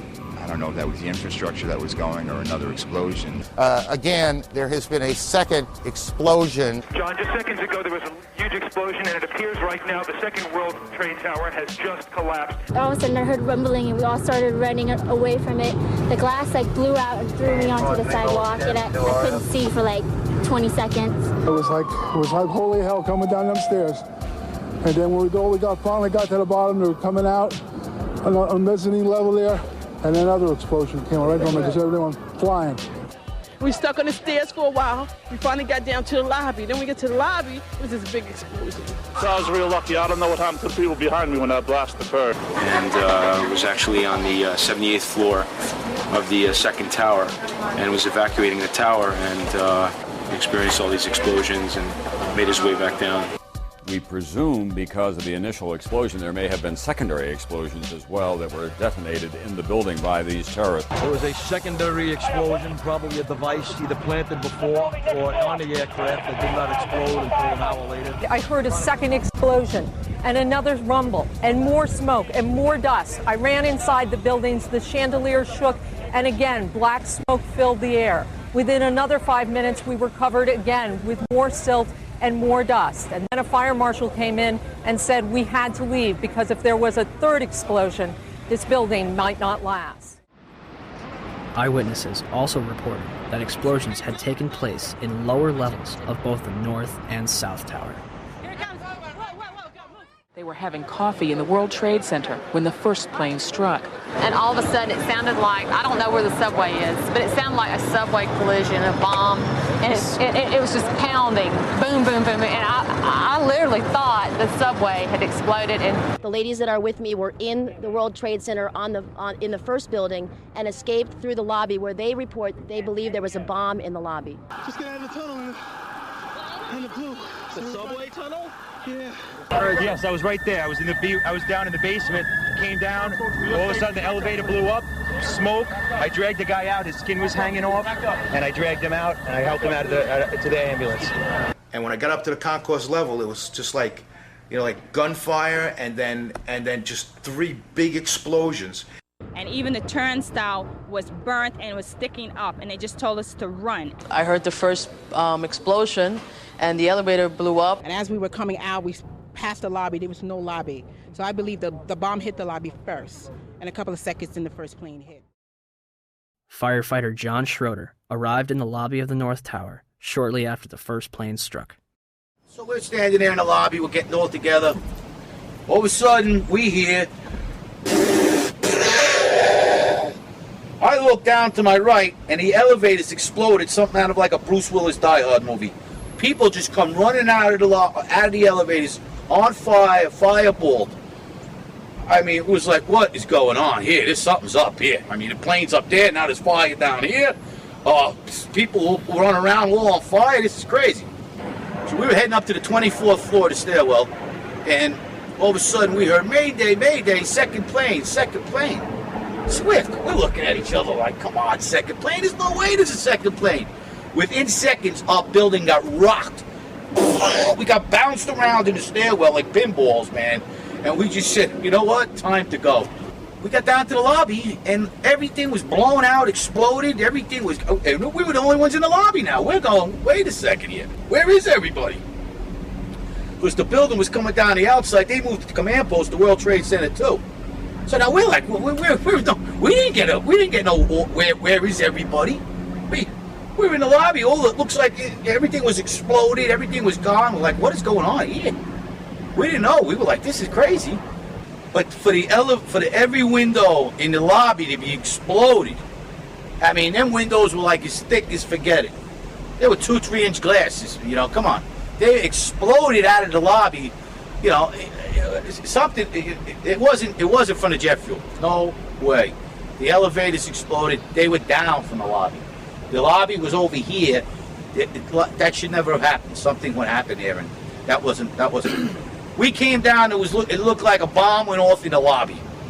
There was no fire. It just looked like a bomb went off. So, how was the largest and most puzzling architectural failure in history treated? The steel from the World Trade Center was mostly shipped overseas, eliminating any possibility of independent investigations. New York City's Department of Design and Construction contracted 4 companies for debris removal. Each was assigned a specific zone and controlled and monitored by a 3-person team. The operation was so controlled that in November, each dump truck used for removal of debris was fitted with a GPS locator. One driver took an extended lunch break and was dismissed from the job. By April 2002, over 185,000 tons of debris had been removed from Ground Zero. FEMA's Building Performance Assessment Team was not even granted access to Ground Zero. They were granted a tour of the site in early October, but were forbidden from collecting samples or examining blueprints. Out of hundreds of thousands of pieces of steel, 150 were preserved at Fresh Kills landfill, from where FEMA conducted its investigation. When the Twin Towers came down, they released over 500 tons of pulverized asbestos into Lower Manhattan, along with lead, barium, mercury, chromium, copper, and several other toxic chemicals. 425,000 cubic yards of concrete is pulverized. 600,000 square feet of glass is turned into dust. During the World Trade Center's construction, spray-on fireproofing comprised of concrete and asbestos was placed on the core columns. When asbestos was outlawed in 1971, they ceased this procedure at the 64th floor of the South Tower. The Port Authority eventually realized that the asbestos presented a problem, and demolition was not an option. In 1989, the Port Authority estimated the removal of asbestos from both the World Trade Center and LaGuardia Airport would have cost up to $1 billion. By 2001, the cost for the World Trade Center buildings alone would have met or exceeded $1 billion. This money would sadly not be needed. Although it was clear that the air was not safe to breathe, the public was urged to return to Lower Manhattan. Wall Street opened back up on September 17th, and children were allowed to go back to school. Firefighters, police, and rescue workers were allowed to toil in lethal conditions using paper masks from Home Depot, while government officials walked around in hazmat suits. My name is John Field. I was hurt at Ground Zero during the cleanup. Wow, I was only there for 5 days before I was horribly injured, and I mean horribly injured. Leading up to that day, every day I was there, I complained that it was an unsafe workplace. Someone's going to get hurt. It just happened to be me. But I let everybody know that someone will get hurt. I was there for 5.5 days. Nobody told me to wear a mask once. Nobody gave a shit when that piece of steel altered my life. But like the thousands that are suffering and sick, I didn't roll over and play dead. And I know human life takes a backseat to the almighty dollar, and that's what makes this country roll and run, is the almighty dollar. But you guys somewhere along the line lost your credibility with me. The Environmental Protection Agency, under direct orders from the White House, told New Yorkers that the air was safe to breathe. The administrator at the time, Christine Whitman, issued an internal memo on September 12th, declaring that all statements to the media should be cleared through the National Security Council before they are released. So what happened? The White House changed EPA press releases to add reassuring statements and delete cautionary ones. September 13th, the EPA draft release, never released to the public, says EPA testing terrorized sites for environmental hazards. The White House changes that to EPA reassures public about environmental hazards. September 16th, the EPA draft says recent samples of dust on Water Street show higher levels of asbestos. The White House version, new samples confirm ambient air quality meets OSHA standards and is not a cause for public concern. And the White House leaves out entirely this warning, that air samples raise concerns for cleanup workers and office workers near Water Street. Why all these changes? We were told that a desire to reopen Wall Street and national security concerns were the reasons for changing the press releases. Christy Todd Whitman should be in jail for manslaughter. Christy, go to jail. Do not piss. Go. Just go to jail. Lock yourself up. When I said that, everybody said, don't you think that's a little harsh? And I said, no. 6 months later, every politician was saying it. Everybody was saying it like it was like saying hi. I pat myself on the back for having the nerve and the audacity to say that. She took orders from Condoleezza Rice, who took orders from the White House. They knew the air was bad. They lied. You should go to jail for manslaughter. For every time somebody dies. James Sedroga, Don Jones, Tim Keller, my close personal friend who I had to go to his funeral, Officer Borgia, and the many more that have died. I take this personally now. I take it real personal. You got an ex-mayor running for president who claims he helped us. Standing on a pile with a bullhorn, Mr. President and Mr. Giuliani, does not constitute helping anybody. At all. The EPA's public release assured people that there was no significant level of asbestos in the air, and that instead of evacuating, they could clean their homes with a wet rag. More people will die post 9/11 from these illnesses than died on the day itself. By 2006, 70% of the 40,000 Ground Zero workers had developed respiratory problems. Hundreds of them had developed cancer, and over 80 had died. To make matters worse, a large majority of the victims from the World Trade Center were denied a decent burial and treated like garbage. A pile of approximately 500,000 tons of ash located at Fresh Kills landfill contains 1,148 victims that have yet to be identified. Mayor Bloomberg has repeatedly denied family members' requests, replying, "I've only visited my father's grave once." On top of all of this, human remains were discovered up to 400 feet away from the South Tower, on the roof of the Deutsche Bank building.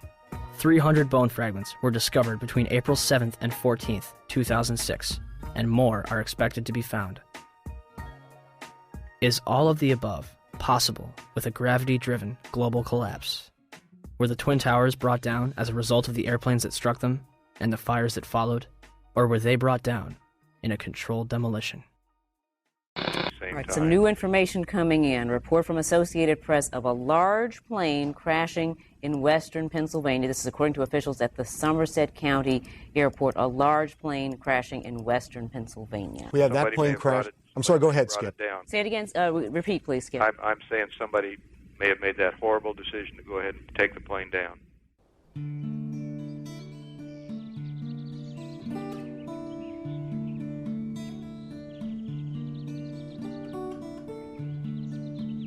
(10:03 a.m.) Shanksville, Pennsylvania.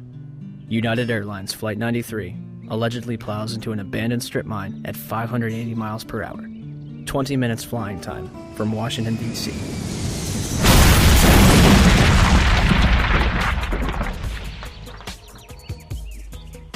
Originally, the official story is that passengers on board the plane overthrew the hijackers and sacrificed themselves to prevent further casualties.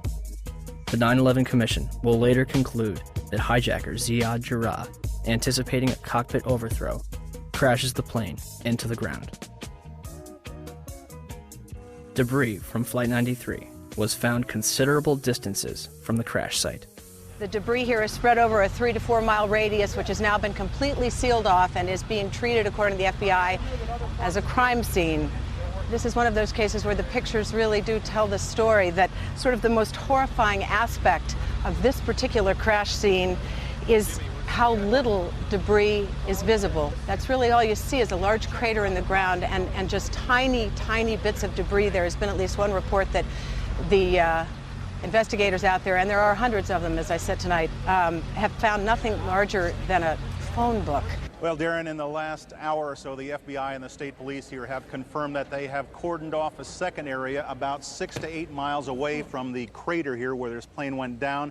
This is apparently another debris site, which raises a number of questions. Why would debris from the plane, and they identified it specifically as being from this plane, why would debris be located 6 miles away? Could it have blown that far away? Seems highly unlikely. Almost all the debris found at this site is within 100 yards, 200 yards away. So it raises some questions. We don't want to over-speculate, of course. It seems to me from covering a number of plane crashes on the scene that, if nothing else, you can say this is not typical for a plane crash to be spread across an area this large. It certainly doesn't make sense because most of the debris has been found in a very compact area within 100 yards, 200 yards, maybe a little beyond that. And then all of a sudden they're telling us 6 miles away they have another concentration of debris. They say it's very small pieces. Most of these are very small pieces. Most of the pieces here are no bigger than the size of a briefcase, they say, and the pieces 6 miles away maybe even smaller than that. Did they find a plane in Shanksville? Within the last hour. I want to get quickly to Chris Kanicki. He was back there just a couple of minutes ago, and Chris, I've seen the pictures. It looks like there's nothing there except for a hole in the ground. Basically, that's right. The only thing you could see from where we were was a big gouge in the earth and some broken trees. From where we could see, there wasn't much left. Any large pieces of debris at all? No, there was nothing that you could distinguish that a plane had crashed there. Smoke, fire? Nothing. It was absolutely quiet. It was actually very quiet. Nothing going on down there, no smoke, no fire, just a couple of people walking around. They look like part of the NTSB crew walking around looking at the pieces. How big would you say that hole was? From my estimates, I would guess it was probably about 20 to 15 feet long and probably about 10 feet long or 10 feet wide. What could you see on the ground, if anything, other than dirt and ash? And you couldn't see anything. You could just see dirt, ash, and people walking around, broken trees. From the Somerset County coroner to the mayor of Shanksville, almost every eyewitness would remark how little of the plane and its passengers remained. But when I got there, I wondered to myself, where is it? The plane was just totally disintegrated. The only thing we didn't see were people. Nothing to indicate that there was even anybody on the plane. I remember asking a state trooper that was there to be sure, is that where the plane went down? It was so hard to tell because there was nothing around. The Pennsylvania state website puts it best. It is difficult to believe that a 757 plunged into the ground with such force that the plane literally disintegrated and created a still, smoldering crater. Is there any historical precedent for for a commercial airliner disintegrating upon impact. The emergency services realize their task is hopeless. John Heavey and his team confront the horror of the scene. The twisted wreckage of 191 lies scattered for hundreds of meters. Debris has smashed into the trailer park, destroying 5 homes.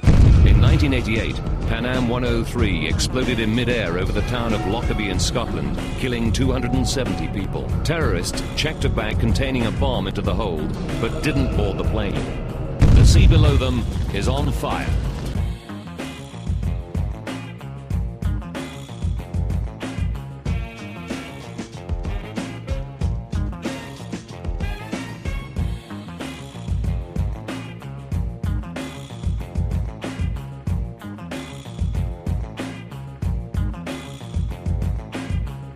Saying that the pilot was able to dump fuel over Jamaica Bay. It immediately veered over to the right, and it came nose down, only a block away from where I was working. And the room just exploded. My daughter got blown through the patio doors.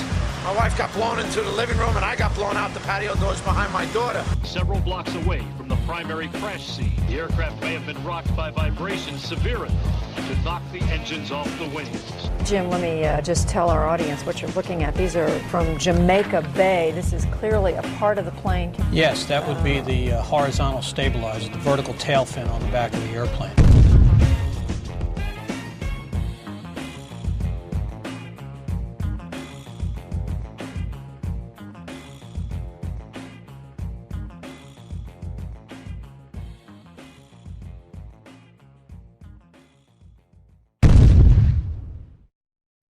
In 2006, during the trial of Zacarias Moussaoui, the FBI managed to provide a multitude of evidence that appears to have survived a catastrophic crash in near pristine condition. Among the exhibits were a red bandana, a Kingdom of Saudi Arabia driver's license, John Talignani's driver's license, and flight attendant Cece Lyle's personal effects, including her driver's license and Marriott hotel card. Although a 757 managed to obliterate itself upon impact, paper and fabric managed to survive without a scratch. They also released pictures of an engine and 2 pieces of fuselage. It is not specified where those were found.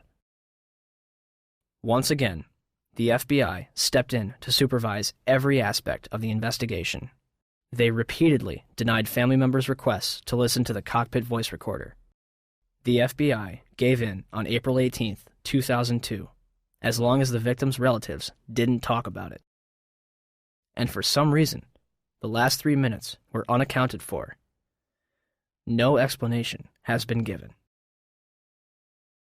Even after Zacarias Moussaoui's sentencing, the actual cockpit voice recorder has yet to be released. The 9/11 Commission concludes that the military was not informed of Flight 93 until 10:07, minutes after it had crashed. We heard the explosion. Actually, our power had gone off, and then we felt a tremor. We had just gotten up, and the next thing I know, it sounded like a missile came across our house. I mean, they were going that fast. It was flying. It was coming from that direction. I have no idea what it was. Oh no, it wasn't. It wasn't the aircraft that crashed. No, it's hard for me to believe that they did not know about that aircraft until 10:07. That's difficult for me to believe. Despite the discussions about military assistance, no one from FAA headquarters requested military assistance regarding United 93, nor did any manager at FAA headquarters pass any of the information it had about United 93 to the military. A year after 9/11, military officials were telling an entirely different story, that Flight 93 was being tracked. In the Pentagon Command Center, there's a report of another hijacked plane, United Airlines Flight 93. We received a report from the FAA that Flight 93 had turned off its transponder, had turned, and was now heading towards Washington, D.C. The decision was made to try to go intercept Flight 93. The rules have changed. We could do something about it now. Colonel Bob Marr is in command at the Northeast Air Defense Sector base in Rome, New York. The words that I remember as clear as day was, "We will take lives in the air to preserve lives on the ground." Marr orders his air controllers tell the pilots to intercept Flight 93. United Airlines Flight 93 will not be allowed to reach Washington, D.C. The closure time came and went, and nothing had happened. So you can imagine everything was very tense. Flight 93 is about 175 miles north and west of Washington, flying over Somerset County, Pennsylvania. Up above, a fighter jet streaks by. It was about, 10:03 that the fighters reported that Flight 93 had crashed. Eventually, of course, we never fired on any aircraft. When you heard the plane was down without a shot being fired at it, do you remember what you said? We just witnessed an act of heroism. Was Flight 93 downed by hijackers in an open field in Shanksville, Pennsylvania? Or is the truth being withheld from the public?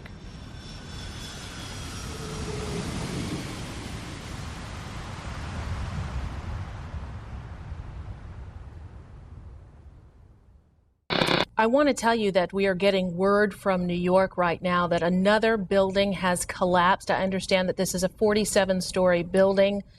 It's Building 7 of the World Trade Center, we understand, has collapsed in New York, and there you saw a video of it. Now, whether we don't even know whether this was something that was engineered for safety reasons or it just happened. For the third time today, it's reminiscent of those pictures we've all seen too much on television before, when a building was deliberately destroyed by well-placed dynamite to knock it down.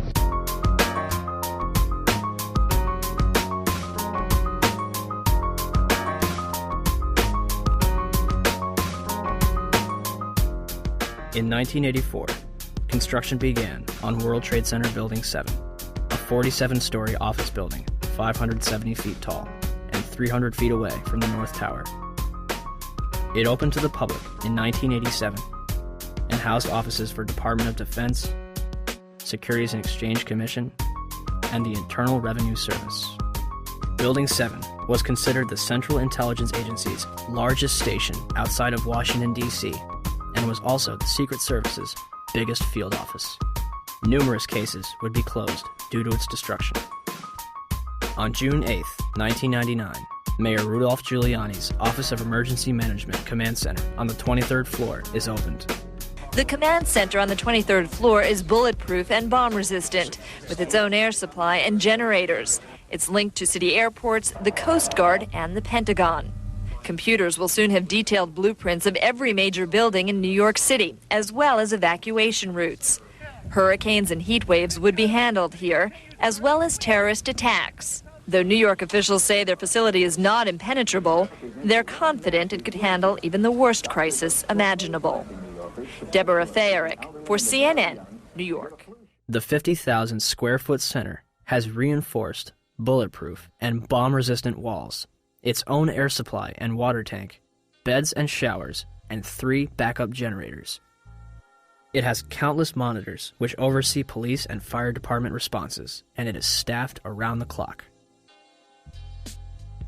Hours before the first plane would strike the World Trade Center, Building 7's alarm system would be placed on test status at 6:47 a.m. for a scheduled period of 8 hours.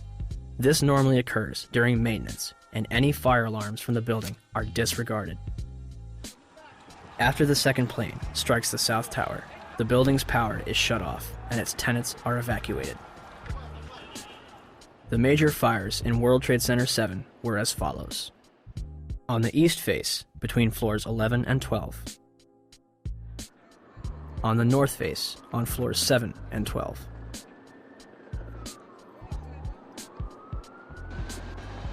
On the west face, between floors 29 and 30. Smoke obscures the entire south face of the building.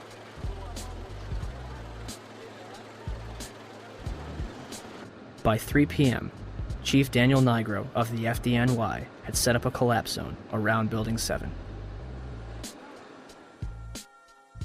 After 4 p.m., news outlets began reporting that the building had collapsed. We are getting information now that one of the other buildings, Building 7 in the World Trade Center complex, is on fire and has either collapsed or is collapsing. We've got some news just coming in, actually, that the Salomon Brothers building in New York, right in the heart of Manhattan, has also collapsed. Now, more on the latest building collapse in New York. You might have heard a few moments ago I was talking about the Salomon Brothers building collapsing, and indeed it has. Apparently that's only a few hundred yards away from where the World Trade Center towers were. And it seems that this was not a result of a new attack. It was because the building had been weakened during this morning's attacks. We'll probably find out more now about that from our correspondent, Jane Stanley. Presumably there were very few people in the Salomon building when it collapsed. I mean, there were, I suppose, fears of possible further collapses around the area. That's what you would hope, because this whole downtown area behind me has been completely sealed off and evacuated, apart from the emergency workers. That was done by the mayor, Rudy Giuliani. Jane, I think many of us, when we heard the news, perhaps on the radio earlier today, were completely flabbergasted by it and just couldn't comprehend it. I mean, it almost sounded too far-fetched. I was wondering what it's felt like for you being in Manhattan. Well, unfortunately, I think we've lost the line with Jane Stanley in Manhattan. Perhaps we can rejoin her and follow that up later. Where did CNN and BBC get their information, especially considering the building was still standing directly behind their reporters? The collapse of the building at 5:20 p.m. would cause speculation as to how it fell. The collapse of the main structure takes place in approximately 6.5 seconds, and the building falls symmetrically into its own footprint, barely damaging the surrounding structures. It will create a pyroclastic cloud that mushrooms down surrounding streets. Initially, it is assumed that the building's diesel tank may have been responsible for the collapse. The Federal Emergency Management Agency's report in 2002 will state that the specifics of the fires in WTC 7 and how they caused the building to collapse remain unknown at this time. FEMA does analyze the collapse of Building 7, but then they say our best hypothesis has only a low probability of occurrence. This needs further investigation, and I certainly agree with them on that. Then NIST has handed the ball. It's kind of a hot potato. Okay, NIST, you explain the collapse of World Trade Center 7, this rapid, straight-down collapse of this 47-story skyscraper. Sadly, by this time, virtually all structural steel from Ground Zero had been recycled, and no steel was recovered from Building 7 for investigation. As of this date, NIST is still working on their final report. NIST decoupled the study of the collapse of Building 7 from the analysis of the collapse of the towers. So now it's sitting over here. The report on the collapse of Building 7 from NIST is long overdue. We're still waiting for it, hoping they have an explanation. We are looking at it. There's actually a very good write-up recently from Controlled Demolition Experts, which you probably ought to read. We haven't finished the investigation yet, so I'm not at liberty to talk about any intermediate findings. The collapse is assumed to be caused by a combination of fire and structural damage. Did any other surrounding buildings suffer a complete collapse at near freefall speed? Building 3, a 22-story building directly below the Twin Towers, was split in half by the South Tower's collapse. Although the building was severely crushed by falling debris, the structure remained standing. Building 4, a 9-story building east of the South Tower, was almost completely destroyed. The remaining structure did not collapse. Building 5, a 9-story building east of the North Tower, suffered from severe fires and structural damage. Building 6, an 8-story building between the North Tower and Building 7, suffered a giant gouge in its roof and severe fires. Neither Building 5 or 6 suffered global collapse. Neither did the Deutsche Bank building, which stands to this day and is currently being demolished beam by beam. Neither did the Millennium Hotel across the street. Building 7 burns over a number of floors and suffers structural damage to its south face before collapsing completely to the ground. Did anything occur inside the building that might cause a collapse? We started walking down the stairs. We made it to the 8th floor. Big explosion. Flew us back into the 8th floor. And I turned to Hesh. I said, this is it. We're dead. We're not going to make it out of here. And we have Frank Uciardo back on the phone with us, Brenda, with some New York City officials. Frank, go ahead. That's right. I'm standing here right now just off Broadway by City Hall with Michael Hess, who is the city's corporation counsel. Mr. Hess, you were trapped in, I believe, 7 World Trade Center. Go ahead, sir. Yes, I was. I was up in the emergency management center on the 23rd floor, and when all the power went out in the building, another gentleman and I walked down to the 8th floor where there was an explosion, and we've been trapped on the 8th floor with smoke, thick smoke all around us for about an hour and a half. But the New York Fire Department, as terrific as they are, just came and got us out. Their experience is mentioned by NIST's interim report on Building 7. However, the authors claim it is the collapse of the North Tower. The glass on the ground floor was not even blown out. Would debris and smoke rushing up the stairway be described as an explosion? So, we have a 47-story steel-framed skyscraper, which housed various government agencies and numerous important documents, damaged less than the other World Trade Center buildings.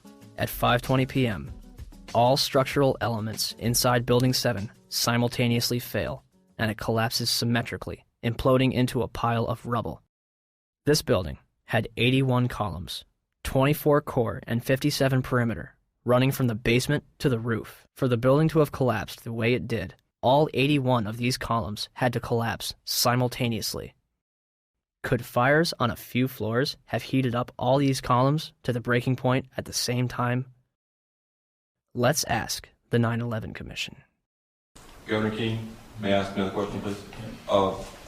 At 5:20 p.m. on September 11th, World Trade Center building number 7, 47-story modern frame steel skyscraper that no plane hit, collapsed into a neat little pile onto itself and exhibiting all the characteristics of controlled demolition. FEMA, in their investigation, didn't say that. They said that fire must have knocked it down, but they couldn't figure out how. Video evidence shows what appears to be explosive squibs going up the side of the building from south to north or from bottom to top as the building collapsed. There was molten metal found in the basement of that building at temperatures that exceeded anything normal fire could cause. With all the confusion about what happened to Building 7, why is there not a word about the collapse of that building in the 9/11 Commission report? We didn't see any evidence of the kind of thing you're talking about. We thought that was part of the tragedy of 9/11. The building collapsed later on. There was not a lot of loss of life in that building. And it was not part of our report. Not part of the report. Thanks. Governor? Yeah. So for the 9/11 Commission to totally ignore that, I think is unconscionable and shows that they did not do a thorough job. Did Building 7 collapse because of damage from the falling North Tower? Or was it also a controlled demolition? 27 jaar ervaring in het slopen van gebouwen met explosieven. Hij is de absolute top in Nederland. Zijn reactie op de beelden die we laten zien is onbevangen. Zie je vanaf boven gaan? Nee, je gaat vanaf onder. Die gaat vanaf onder, ja. Toch? Ja. Ze hebben gewoon kolommen weggeblazen. Er is nagesprongen. Dit valt anders dan het World Trade Center. Vind je niet dan? Ja, je ziet het, de onderste verdiepingen gaan eerst. Ja, en de rest zakt er gewoon in. Dus dit is controlled demolition. Zeker weten? Zeker weten. Er is nagesprongen. Dit is in opdracht gebeurd. Dit heeft een team gedaan van experts. Maar dit is ook op 11 september gebeurd. Dezelfde dag? Dezelfde dag. Dezelfde dag? Weet je dat zeker? Ja.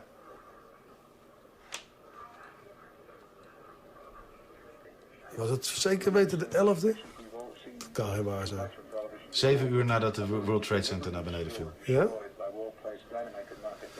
Hebben ze hard gewerkt.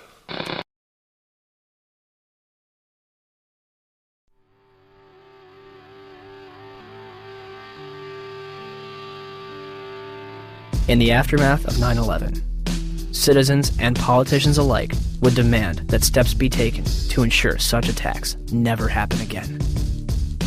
In late January 2002, Senate Majority Leader Tom Daschle receives calls from both President Bush and Vice President Dick Cheney, urging him to limit the investigation to the House and Senate committees.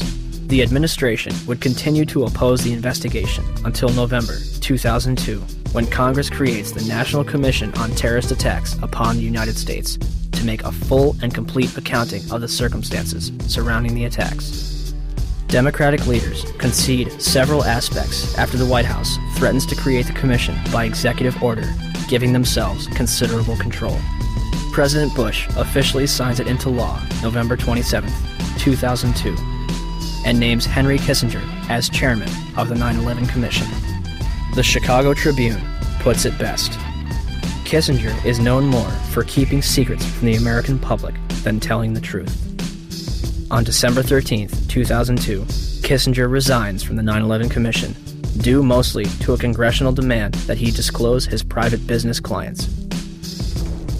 It would later be revealed that Kissinger was a chief advisor to the Bush administration regarding the Iraq War, a lie which has now cost more American lives than 9/11 itself. Thomas Kean and Lee Hamilton are named as chairman and vice chairman of the 9/11 Commission. By December 16, 2002, the 10 initial members of the 9/11 Commission have been appointed.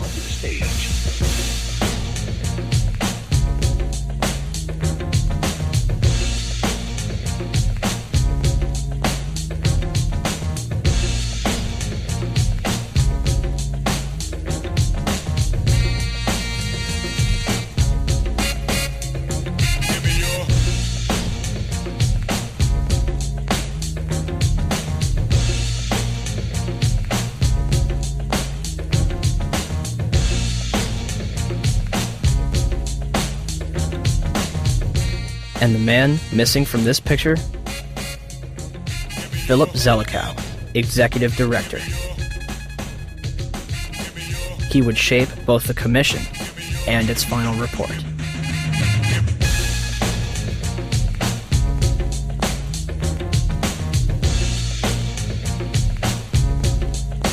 The 9/11 Commission begins its investigation with a time frame of 18 months and a starting budget of $3 million.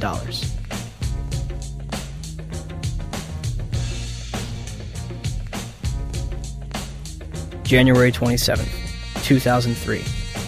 The 9/11 Commission holds its first hearing in Washington, D.C.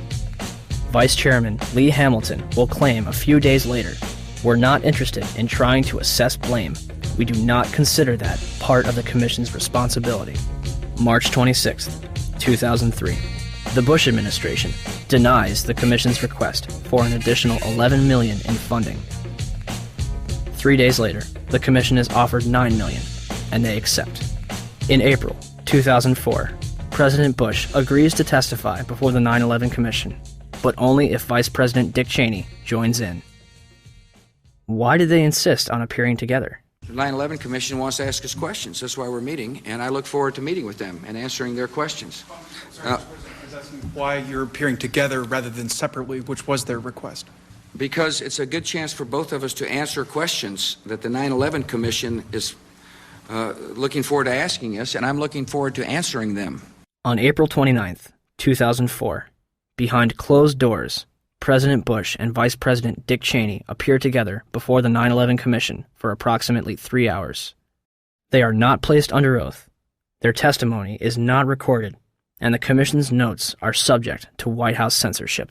President, as you know, a lot of critics suggested that you wanted to appear jointly with the Vice President so that you two could keep your story straight or something. Yeah. Can you tell us what you think of the value of appearing together and how you would answer those critics? Yeah, first of all, look, I mean, if we had something to hide, we wouldn't have met with them in the first place. I came away good about the session. I think they found it to be useful. Yeah, Adam. Mr. President, Yes. don't you think that the families deserve to have a transcript or to be able to see what Adam, you you said? asked me that question yesterday. For an I answer got the today. same answer, yeah. May 19, 2004. Rudolph Giuliani testifies before the 9/11 Commission. We will now hear from our first witness, Very distinguished former mayor of New York City, Rudy Giuliani. Mayor Giuliani, would you please rise and raise your right hand and place you under oath? And the fact that so many of them interpreted it that way kept a much calmer situation and a much better evacuation. These people. I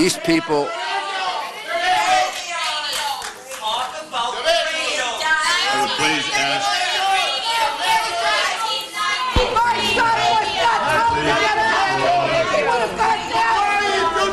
My son was murdered!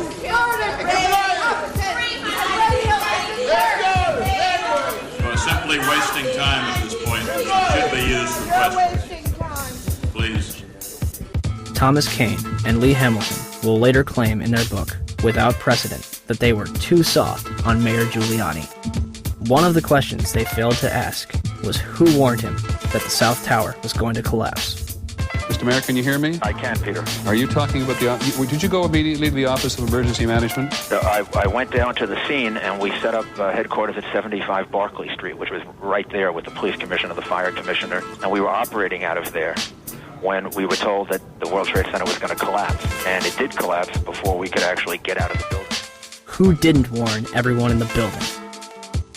I admire that greatly, and I think that may very well be one of the reasons for your leadership and your cooperation with this commission. God bless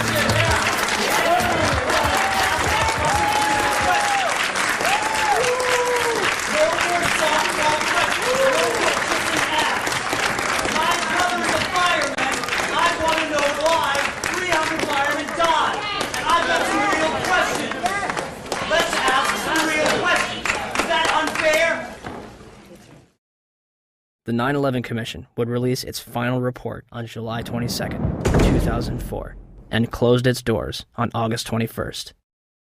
So the 9/11 Commission was a cover-up. The question is what it was covering up.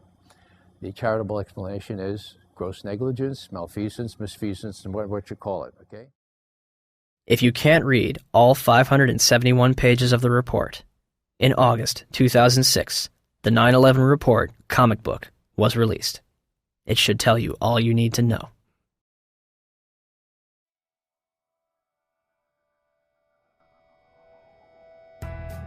On the morning of September 11th, 19 Arabs boarded 4 commercial airliners at 3 different airports and crashed them into the World Trade Center and the Pentagon, with 0 military intervention. Or, we have been and continue to be lied to about the events of September 11th, and that elements within the United States government and mainstream media continue to cover up the truth. These are the same people that lied about weapons of mass destruction. They endorsed a lie that's killed several 100,000 innocent people overseas. Could they also endorse a lie that killed almost 3,000 innocent people in our own country? Our entire foreign and domestic policy has been based upon the events of September 11th. It has enabled the passage of Patriot Act 1 and 2, established the Department of Homeland Security, facilitated the invasions of Afghanistan and Iraq, and used to pass the Military Commissions Act, which officially ended habeas corpus.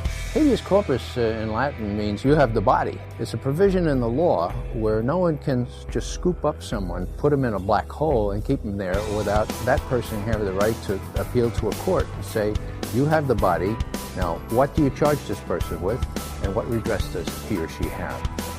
As well as domestic surveillance, all in the name of fighting terrorism. And who ends up paying for all this? You do. Your children do. When President Bush entered office, he inherited a $284 billion surplus. His administration is now responsible for 4 out of the top 5 deficits in history. The 5th place belongs to his father. As of November 2nd, 2005, the Bush administration had borrowed more from foreign nations than all previous administrations combined. From 1776 to 2000, 42 presidents borrowed a total of $1.01 trillion from foreign governments and institutions. From 2001 to 2005, the Bush administration alone borrowed $1.05 trillion. Where does this money go? The government designed by the people, for the people, has turned its back on us. Or have we turned our backs on it? They spy on us. They torture and imprison innocent civilians. Ask yourself, what's happening? Where are we headed?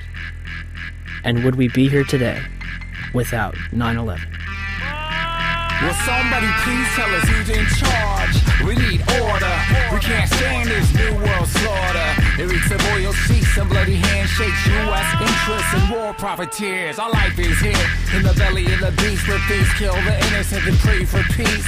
Slaughter for the chief commander. So we're at the White House steps, demanding answers, but they don't got none.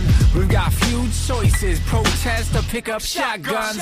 We're so stressed, we know the watch might arrest us. Though with the key for talking. And we ain't made no death threats. Feds upset, so our phones infested. Think John Lennon resurrected, speaking truth to power till we have no breath left. We say no more. We're gonna fight back. We want the truth out. We want our rights back. Loose change. Change is loose, no stopping now. Change is loose, no stopping now. We say no more. We're gonna fight back. We want the truth out. We want our rights back. Loose change. Change is loose, no stopping now. Change is loose, no stopping now. We keep our mouths and minds open, hoping we can change the world. Media blackout, still we don't act out. We've been civilized despite the killing. You call yourselves patriots, label us villains. My comrades and nomads get up born free. Think it's rich kids, poor kids, lawyers and teachers. Dads, moms, past war veterans, peddling the truth. We ain't settling, the proof is clear as Watergate. You got a lot of hate trying to charm us with a plot of hate. What are you, an asshole? Your war's illegal, your cause is evil, you bomb people. It's red enough for the sequel. You're a sicko psycho. We seen the proof. You can't intimidate the world from delivering truth. We're bigger than you. 40 million plus. Your guns ain't big enough to make us hush. We say no more. We're gonna fight back. We want the truth out. We want our rights back. Loose change. Change is loose, no stopping now. Change is loose, no stopping now. We say no more. We're gonna fight back. We want the truth out. We want our rights back. Loose change. Change is loose, no stopping now. Change is loose, no stopping now. We do this for the lives lost, devoured by evil, for the sake of the memory of innocent people, engulfed by the gluttony of hooligans who leave the world in ruins. Men here to do us in, but there's just a few of them and more of us. We warriors on the quest for justice. We crush the lies, trust only the facts. Just open your eyes. Who really attacked my feelings exactly? Facts be lacking on the hijacking, synchronized war games, facilitated plane crashes. And they wonder why we keep asking questions. Am I lesson? Liberty, like it's a profession, so here we are, the infantry. We the people simply need to start a revolution of our minds, and eventually the crime of the century will finally be solved. Until then, we stand tall and say no more. We're gonna fight back. We want the truth out. We want our rights back. Loose change. Change is loose, no stopping now. Change is loose, no stopping now. We say no more. We're gonna fight back. We want the truth